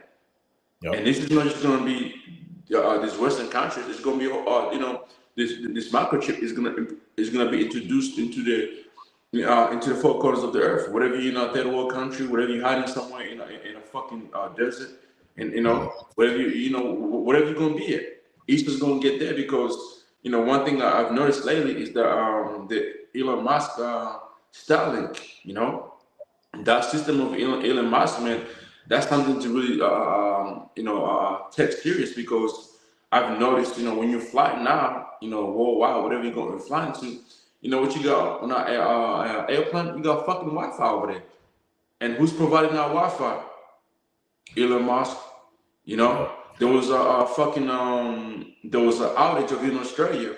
No, once but twice. One of them was my the two carrier I used. The first one it was a Vodafone. The shit went out. I was not able to transfer money. I could not call no one. People trying to call me. They're like, man, we're trying to call you the whole day, bro. What the fuck up? And I'm like, my nigga, you didn't see what happened to my fucking my carrier? It was out. And then the other day, who was out, one of the biggest carrier in Australia, Telstra. Yep. You know, and we couldn't where it's like No, I was gonna say, yeah, just to back you up, because me and my rib, we on Telstra and we could make no phone calls to each other. So we had to use Wi-Fi access and we had to use WhatsApp just to be able to text, go back and forth. Mm-hmm. And then from there, like basically the government trying to play games and she's trying to say, people, somebody had died. They're trying to blame the resistance because the Tesla was out. The trends were fucking stuck, man. Trends weren't moving. Nothing was operating. Nothing was going forward. Then I'm looking at it. I'm like, okay, cool. I see what's going on here. So basically, Easto can go forward and be like, you know what? Screw these towers. Now we're gonna bring in a new ways of communication through the Starlinks. Having those spaceships that used to be shooting up in the air as we're providing a connection with people. No matter where you are, you can have connection. I've seen this with my own eyes, man. When I used to go to Bali a couple of years ago, there was no fucking Wi-Fi. But now when I went back recently, I was like I was in Australia. I was able to do my live lesson, whatever. I was able to upload my videos quicker because who's over there? Elon Musk is fucking Starlink, man. And that's how East is gonna be able to tap into everyone. You be having these niggas talking about, what about people in the third world country, man? What about people that live here? It don't matter where you are.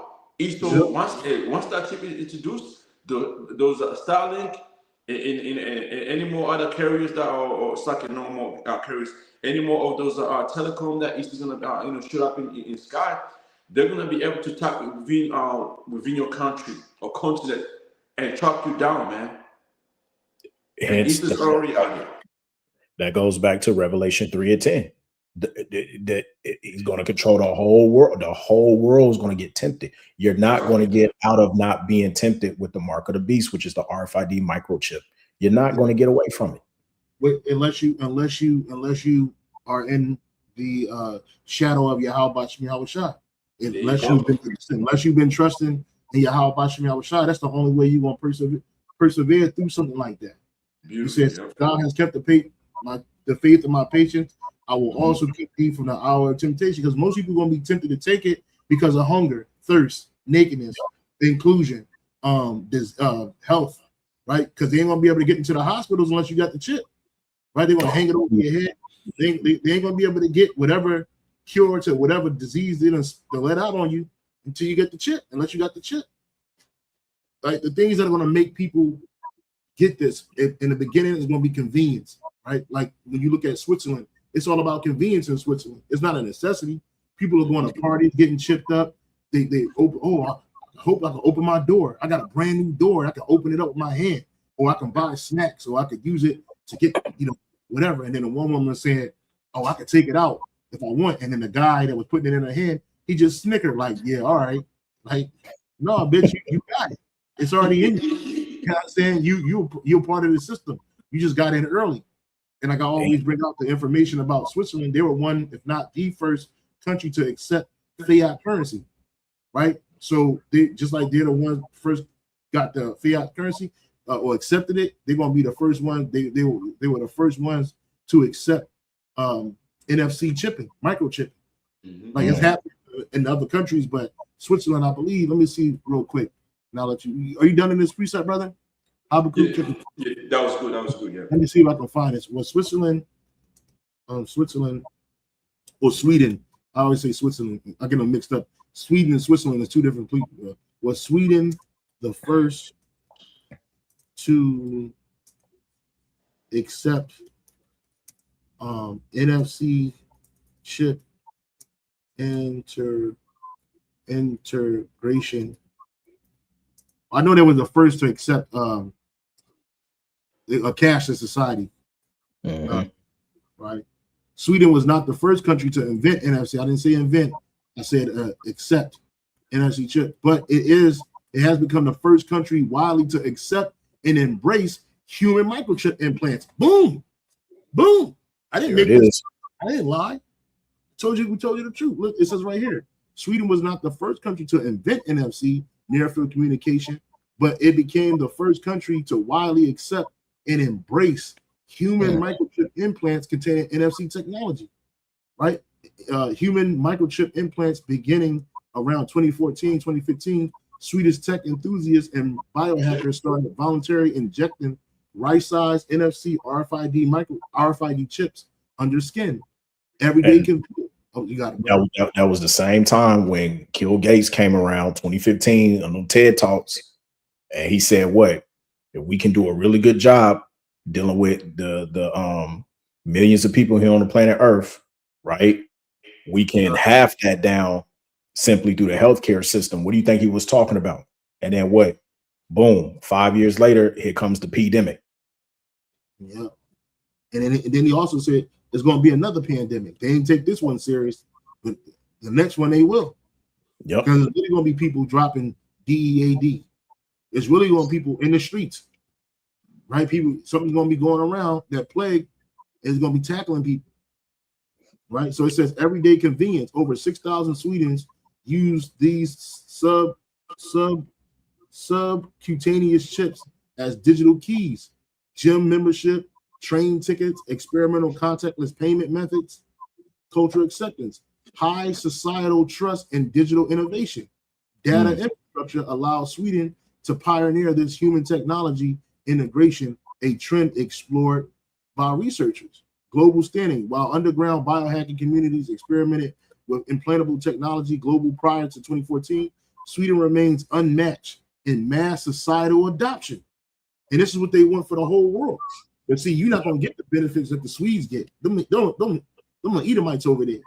That's Edomite Central, right? So they're good. In their mind, they're good. By the time they get to the average U.S. citizen, Joe Sixpack, Keisha, Pookie, Ray Ray, Jorge, Maria, by the time they get to you, you're not going to have none of this shit that they got, right? You're not going to be, ain't going to be no access to shit. All you're going to get is you're going to be in a digital prison within your grid. You ain't going to be able to leave that grid. That's where you're going to be at. You're going to live there. You're going to die there. When you get there, they're going to take away your name and give you a number until you get to work. That's what I'm telling you.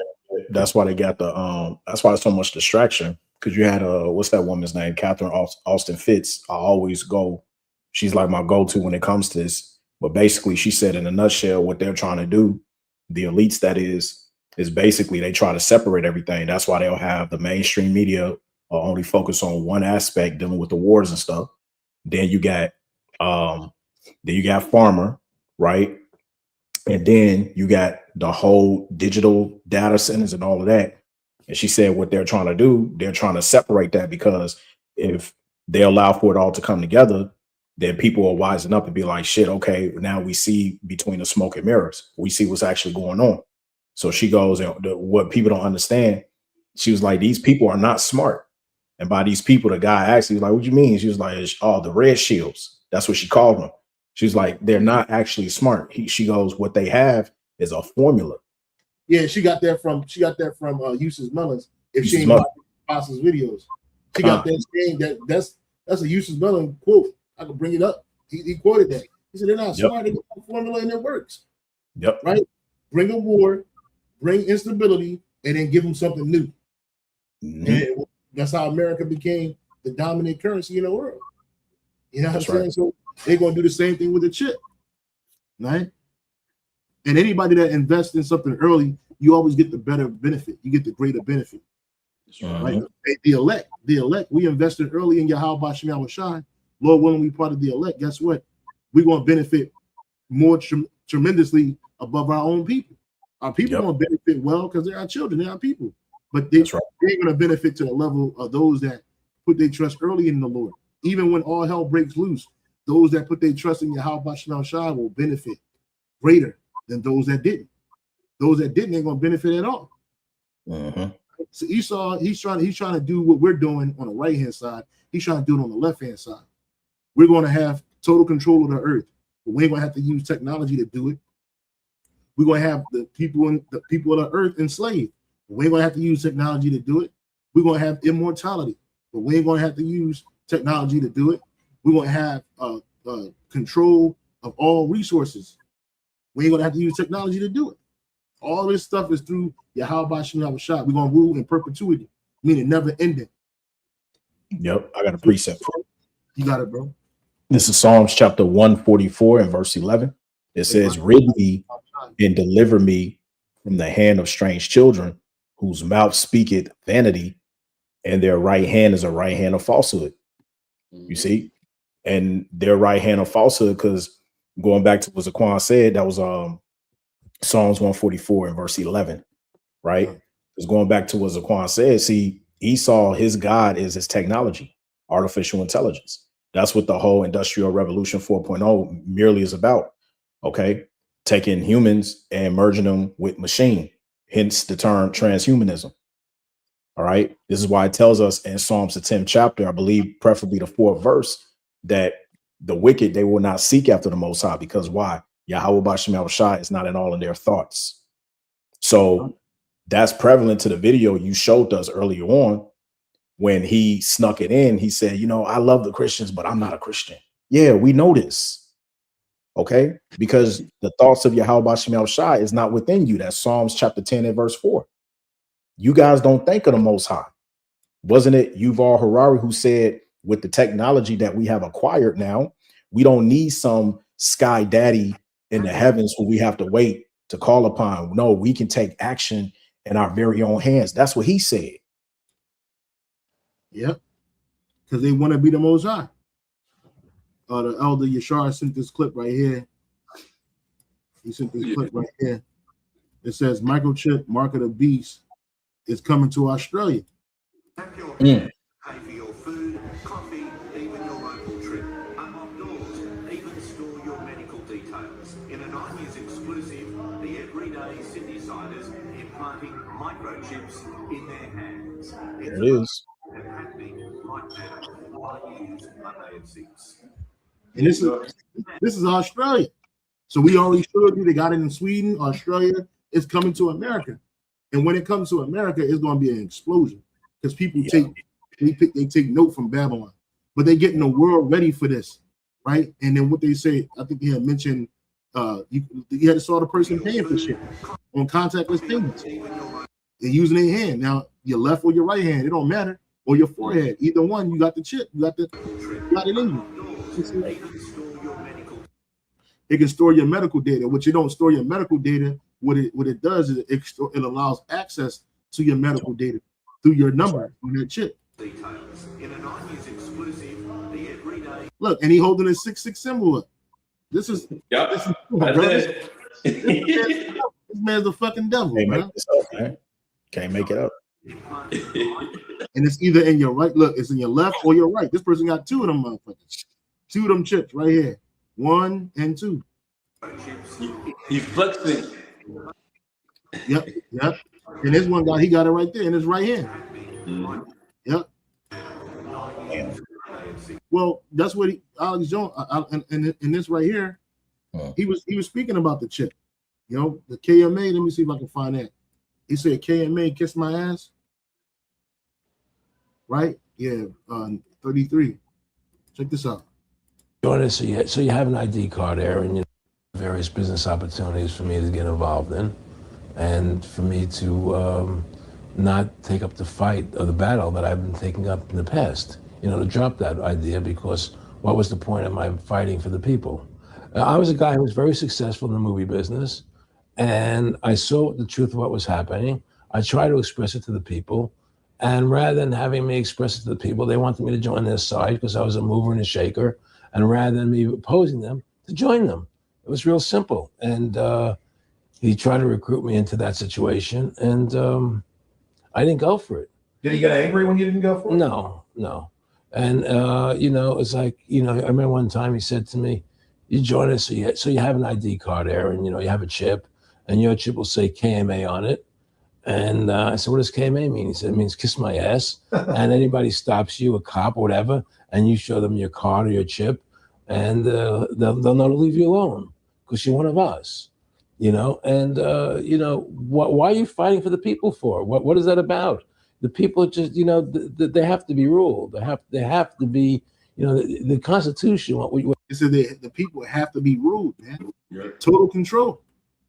So when this man is tearing down your current financial system, the dollar bill, and he's reducing it to shit, which it ain't really him, it's the banking elite that's doing this. They're making the calls.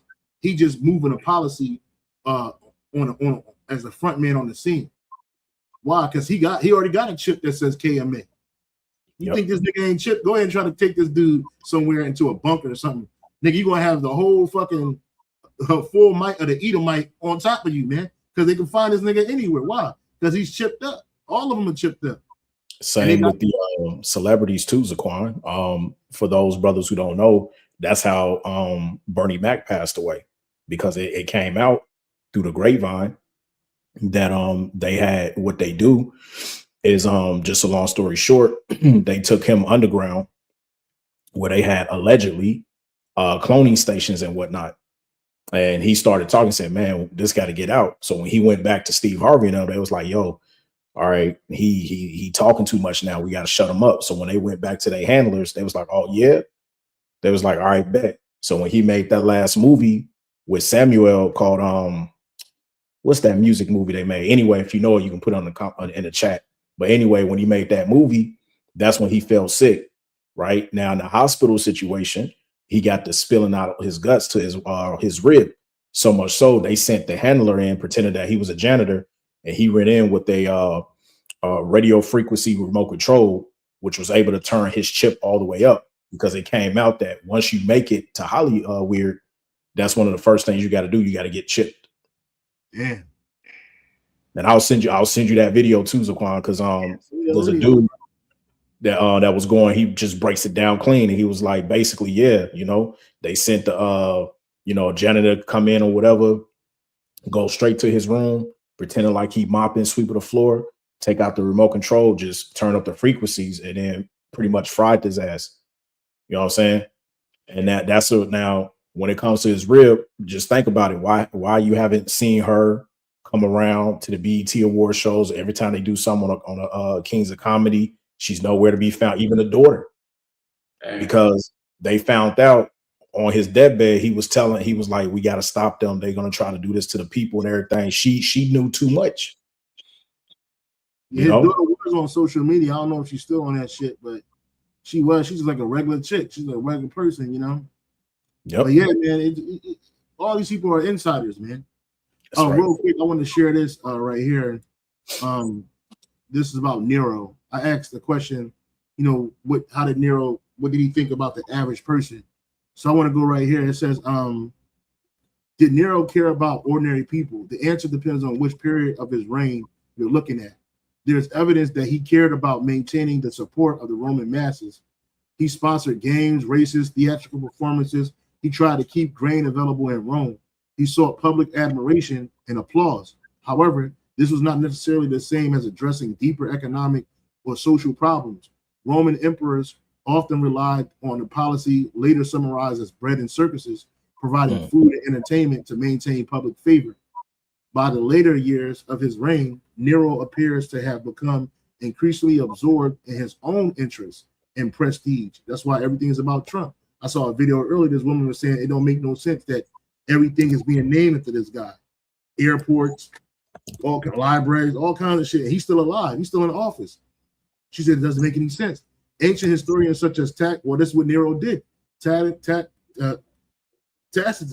Cassius D portray him as becoming more isolated and suspicious, relying heavily on loyal courtiers while becoming less attentive to broader concerns across the empire. It is work. I don't even. It says, was Nero detached from the average Roman struggles? By the end of his reign, many historians would say yes, especially regarding the wider empire. While he remained popular with parts of Rome's urban population because of entertainment and public spending, he seems to have been increasingly detached from the financial pressures facing many citizens and provincial communities. This growing discontent contributed to the revolt in the provinces and the loss of support from the Senate and the military. In AD 68, several governors rebelled. The Senate declared Nero a public enemy, and he died by suicide before he could be captured. You see? Now, Zaquan, real quick, that part, could you go up where it says financial pressures facing that last sentence where it says public spending, he seems to have been increasingly detached. Just read that part one more time, Babak Shah. Yeah, I'm trying to find it. Right under the first paragraph where it says, was Nero detached from the average Roman struggle? You can read that whole paragraph again if you want. Was Nero detached from the average Roman struggles? By the end of his reign, many historians would say yes, especially regarding the wider empire. While he remained popular with parts of Rome's urban population because of entertainment and public spending, he seemed to have been increasingly detached from the financial pressures facing many citizens and provincial communities. Now, the reason why I had you to read that is because remember the video about almost 2 weeks ago when they questioned Donald Trump about America's financial situation, and what did he say? That's not his concern right now. He doesn't care about the Americans' financial situation. Well, he says it in this video right here. Okay, come. I couldn't care less. I don't think about America's financial situation. I don't think about anybody. I don't care about you. I just want your vote. I don't care. I don't care about the Democrats. The Democrats hate our country.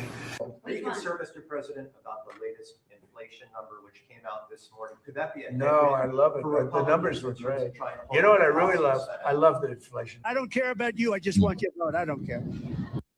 There it is. He don't care. That's Nero, bro. And he's deliberately destroying the when I say deliberately, this is what the elite banking families want him to do anyway. Mm-hmm. They have to change the system over. If the system was still getting people rich and people were still moving and shaking and paying off their mortgages and doing things on time, and they had enough money to do whatever they want, the system would be still up. They got to break it down. So they're breaking it down from the inside. They're going to bring a new form of income, right? They may even introduce supposedly universal high income, but don't expect no 5-star Michelin chef coming to your house. You see what you about to eat on that universal basic income. You about to eat Trump biscuits. You know what I'm saying? That type shit. So he can care less about that. And it showed you, like, I remember I did a video years ago in 2017 when Puerto Rico was hit by that natural disaster. You had 2 women begging Trump, please. She's like, please, Trump, have a heart. Let me see if I can find it. 2 women begging Trump to have a heart. Right? This is it was 2 Spanish women when in Puerto Rico. I don't know, it might not be hard to find it. At least it's idiots, man. Look at this idiot, this nigga bitch. Happy to in Puerto Rico. I don't know how to spell Puerto Rico. Anyway, yeah, when the natural disaster happened, you had 2 women begging this nigga, please, Trump, please have a heart. Have a heart. And he didn't have no heart. And then this woman had the jacket on and said, nobody cares. And nobody cares. Immigration, the whole thing about immigration, that shit just got swept under the rug. Ain't no more ICE videos of ICE busting down doors, locking people up at the courthouse. Where's all that? You know what I'm saying?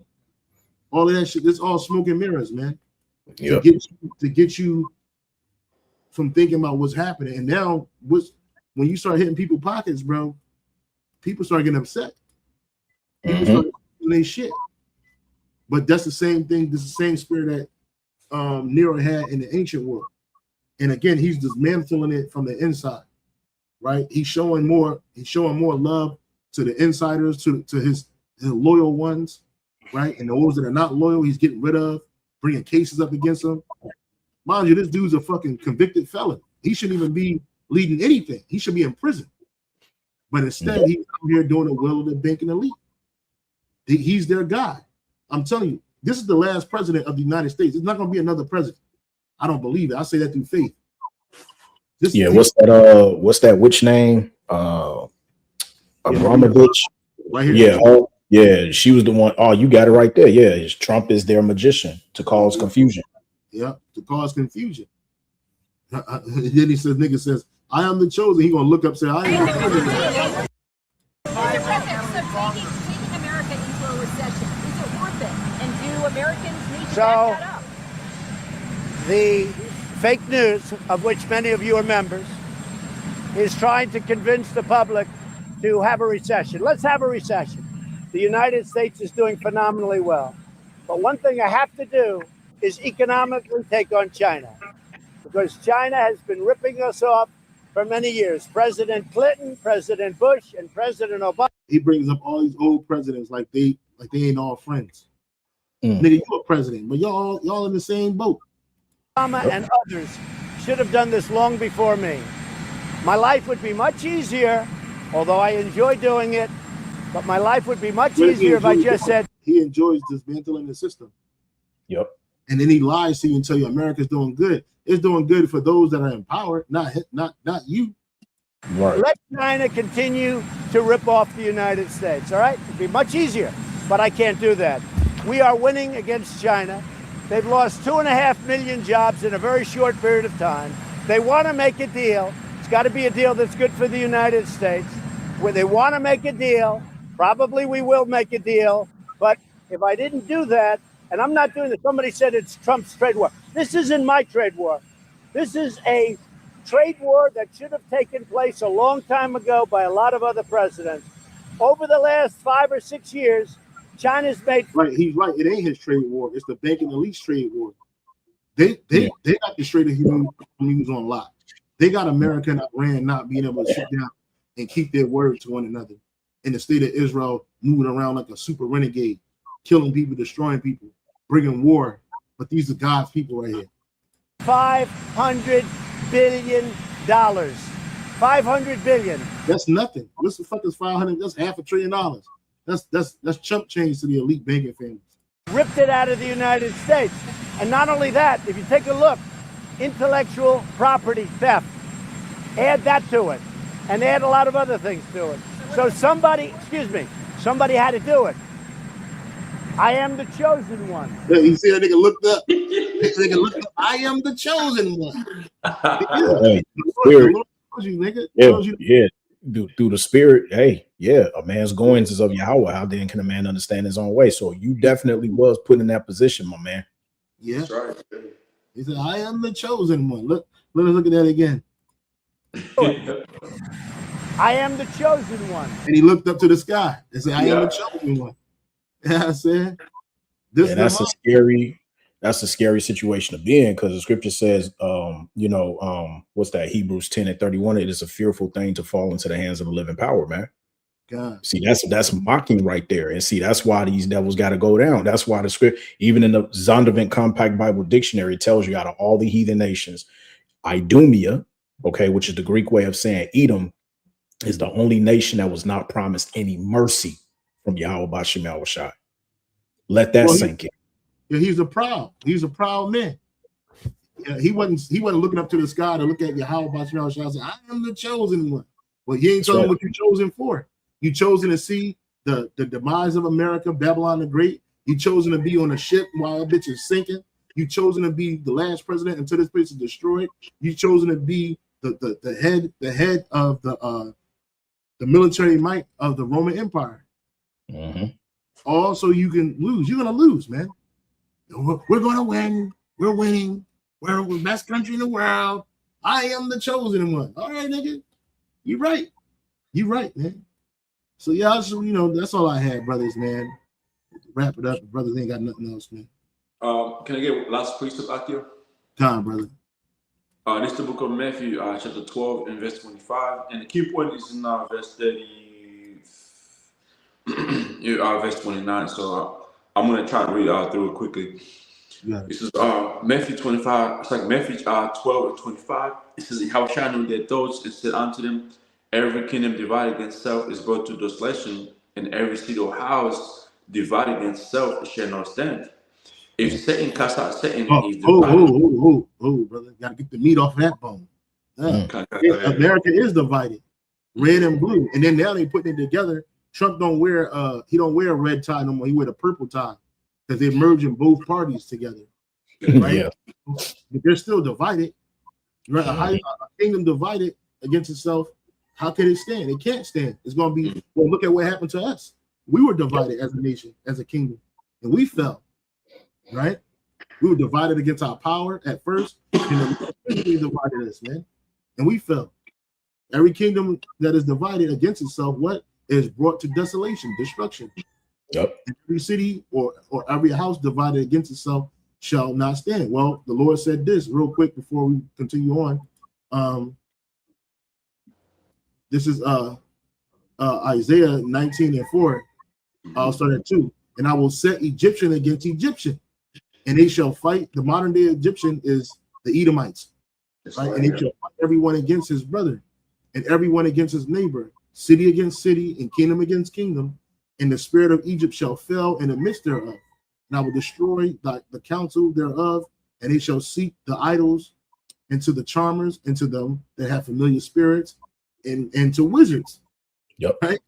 And Egyptians will, and the Egyptians will I give over into the hand of a cruel Lord, and a fierce king shall rule over them, saith the Lord Yahweh Bashem of hosts.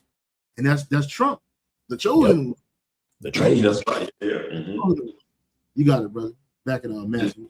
Verse 26. It says, if Satan cast out Satan, he's divided against himself. How should then his kingdom stand? Yeah. If by Beelzebub cast out devils, by whom their children cast out them out, therefore they shall be your judges. Verse 28. But if I cast out devils by the Spirit of the Most High, then the kingdom of the Most High is come unto you. Yep. Or else, how can one enter into a strong man's house and spoil his goods, except he first bind the strong man, and then he will spoil his house? And that's what happened to Esau. Oh, you got it, Quan. I mean, yeah, it's basically like and that's what Trump is doing right now. Like, he's really causing. I mean, from verse 25 going all the way to 29, Trump has been doing that. Look, NATO, AU, who's over there causing trouble among those? That whole the Roman Empire, combined together. Who's causing the issue? Trump. Who has fucked up the American economy? Trump, the elder named Leslie. Trump is the one who's basically being used, as the instrument to cause all these prophecies to really to come to be fulfilled, man. On top of that, the whole economy, the strength of America, you name it. Okay, Trump is the one who's basically behind it. And the way Howard Shimshai is making it work is that he's using this devil, all right, as well to weaken America, weakening it, divide to where the American citizens are going to come against one another. Then eventually, when all that is happening, these devils are going to come out trying to allow you peace and safety, but not knowing that if you're from the words of Yahweh Shimshai, in the midst of that, them trying to build up again through that whole new system of theirs, that's when Yahushua is going to cause something to go off to where them Garagites going to start World War III, going to start something that's not going to be likable, and Iran, Russia, and their allies are going to come to what? They're going to be ready to go to war, and this time it's not going to be stopped. And Yahushua, in the midst of it, he's going to make his appearance, man. And that's how America right now is looking. They start with their leader. America right now is getting weaker and weaker and weaker. And before, like the scripture says, or else how can one enter into a strong into a strong man's house. And that, guess what? America one time was, great kingdom, untouchable, right? Is America that one great nation anymore? Fuck no, man. All these new nations talking shit about America right now, man. So what's up with it? You ready to go? Iran got America right now looking like, yeah, what's up?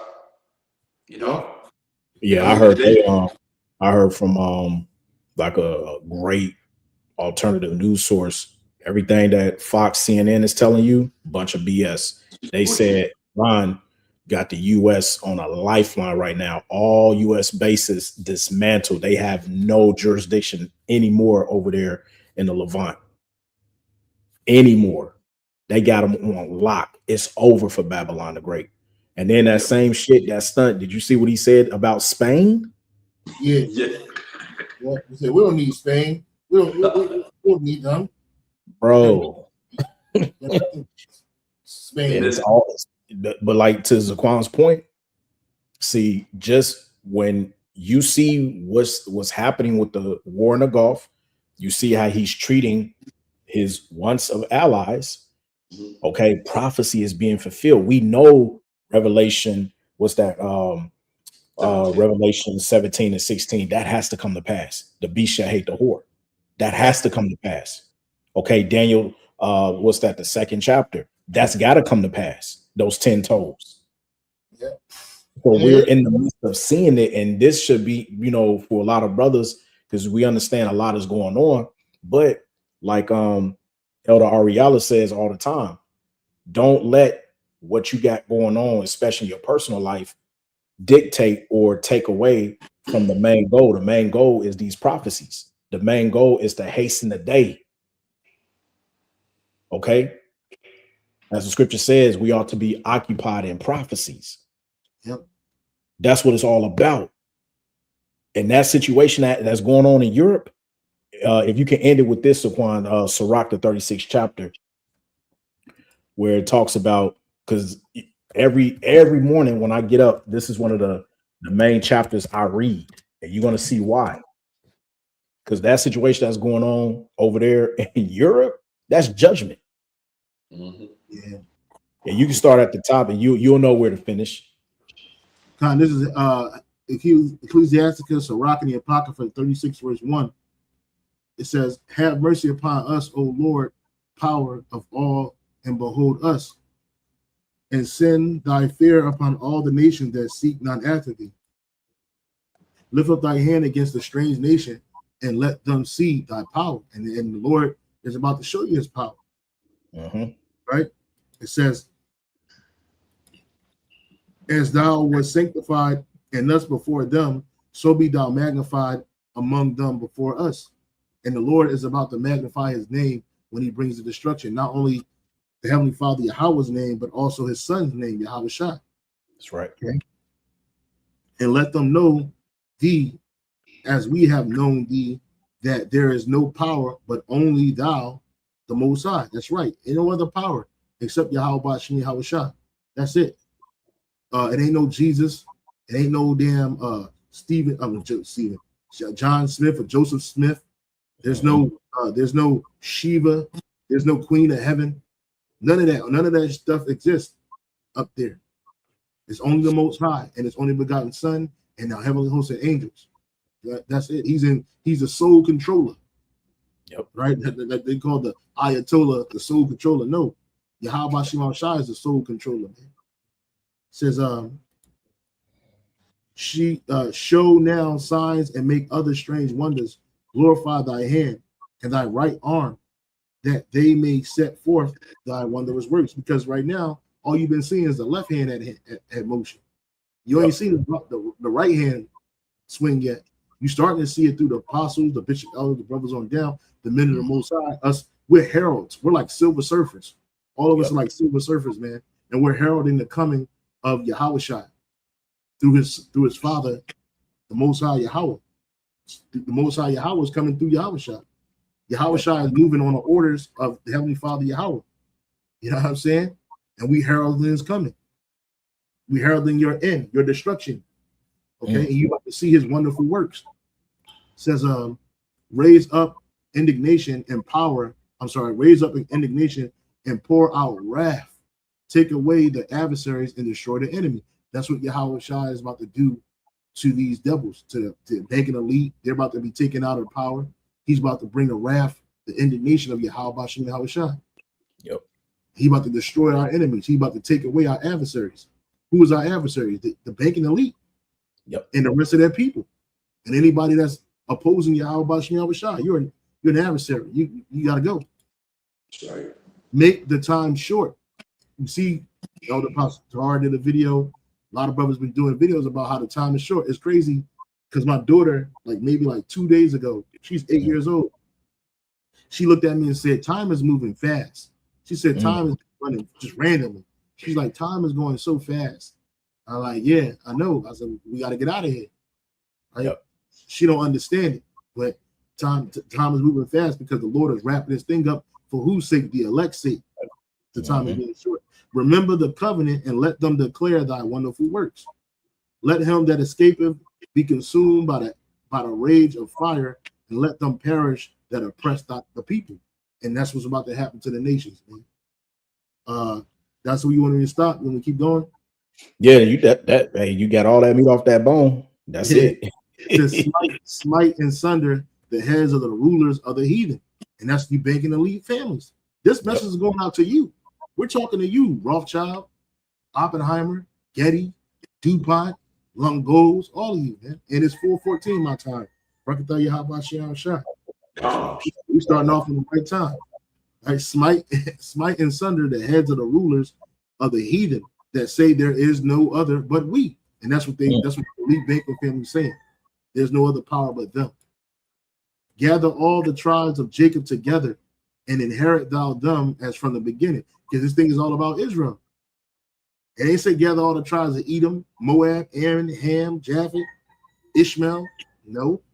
Hey, You got it, bro. Remember, does not the scripture says that his words is likened unto a two-edged sword? Yep. That's a double cut, because that ain't just talking about our enemies, but guess what? That's also a cut to Christianity. Yep. Yeah. Christianity didn't replace nothing. Ain't no replacement theology. Ain't no supersessionism. Them people don't supersede us. Right? Oh Lord, have mercy upon the people that is called by thy name, Yasha Allah, and upon Israel, Yasha Allah. Who the people that's called by the Lord's name? The elect. Yep. Right? And upon Israel, Yasha Allah, whom thou hast named thy firstborn. Right? So Esau thinks the firstborn, he deserved the blessing, he deserved to get the right. No, you don't get nothing. Because you ain't the firstborn in the sight of Yahweh Shalom Shah. Nigga, you came. You killed Abel. Nigga. Yep. You had you've been on death row since the garden, nigga. You're the serpent in the garden. Yeah, he been on death row the whole time. And my husband's on death row. I'm almost single. My husband's on death row. He ain't out. Nigga, you're on death row, man. And you about to serve this 1,000 years, which is gonna feel like a life sentence. You about to serve this 1,000 years, and after that, you're gonna die, nigga. Your whole nation is gonna be destroyed. The Banking Elite, they're gonna be done away with. They're gonna be the first fruits of slavery, and they're gonna get the brunt of this judgment. They're gonna get the brunt, just like Judah got the brunt of the judgment. You Amalek, you're getting the brunt of the judgment, man. It sucks. It's gonna suck to be an Amalekite in the kingdom of heaven. Oh yeah. You love being a small hatch today. Tomorrow you're gonna be an Amalekite. You going back to that. It's gonna suck to be you. Oh, be merciful unto Jerusalem, the holy city, the place of thy rest. Right? It says, fill Zion with thine unspeakable oracles, and thy people with thy glory. Give testimony unto those that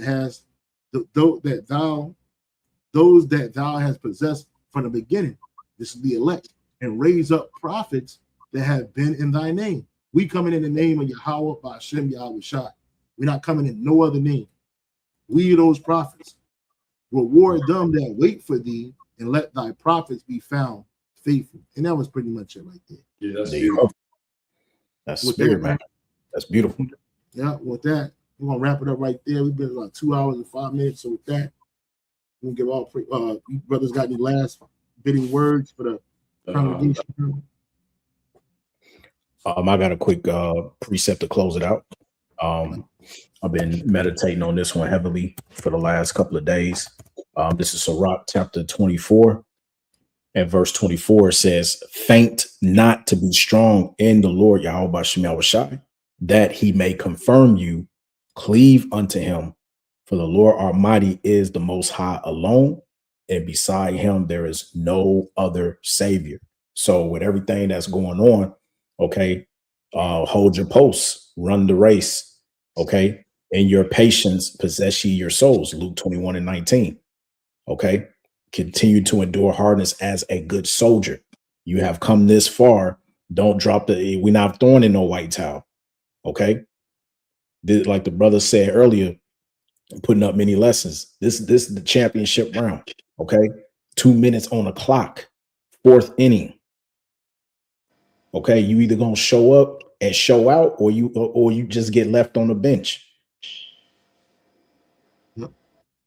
Okay, the MVP, they in the game, starting with the apostles. Yep. Right? We Jordan, man, we ain't going to no game 7. No, we closing out game 6. Yeah, straight up. That's right. Yeah, that's all for me though. You got anything else to get sure? No, that's everything. I give. That's everything. Yeah. All right, man. So, hey, brothers, the water for joining, man. The water to you, brothers on the comment board, and those that see this video later. We'll give all praise, honor, and glory to Yahweh, Ba'Shem, Yahweh Shai, Ba'Shem, Baharakah Kadash. Say double honors to the apostles and the bishop, elders of Great Millstone. Salutations to the elect. Keep pushing, keep striving. Hey, we're almost out of here. Hey, shalom. Shalom. Hold on, brothers.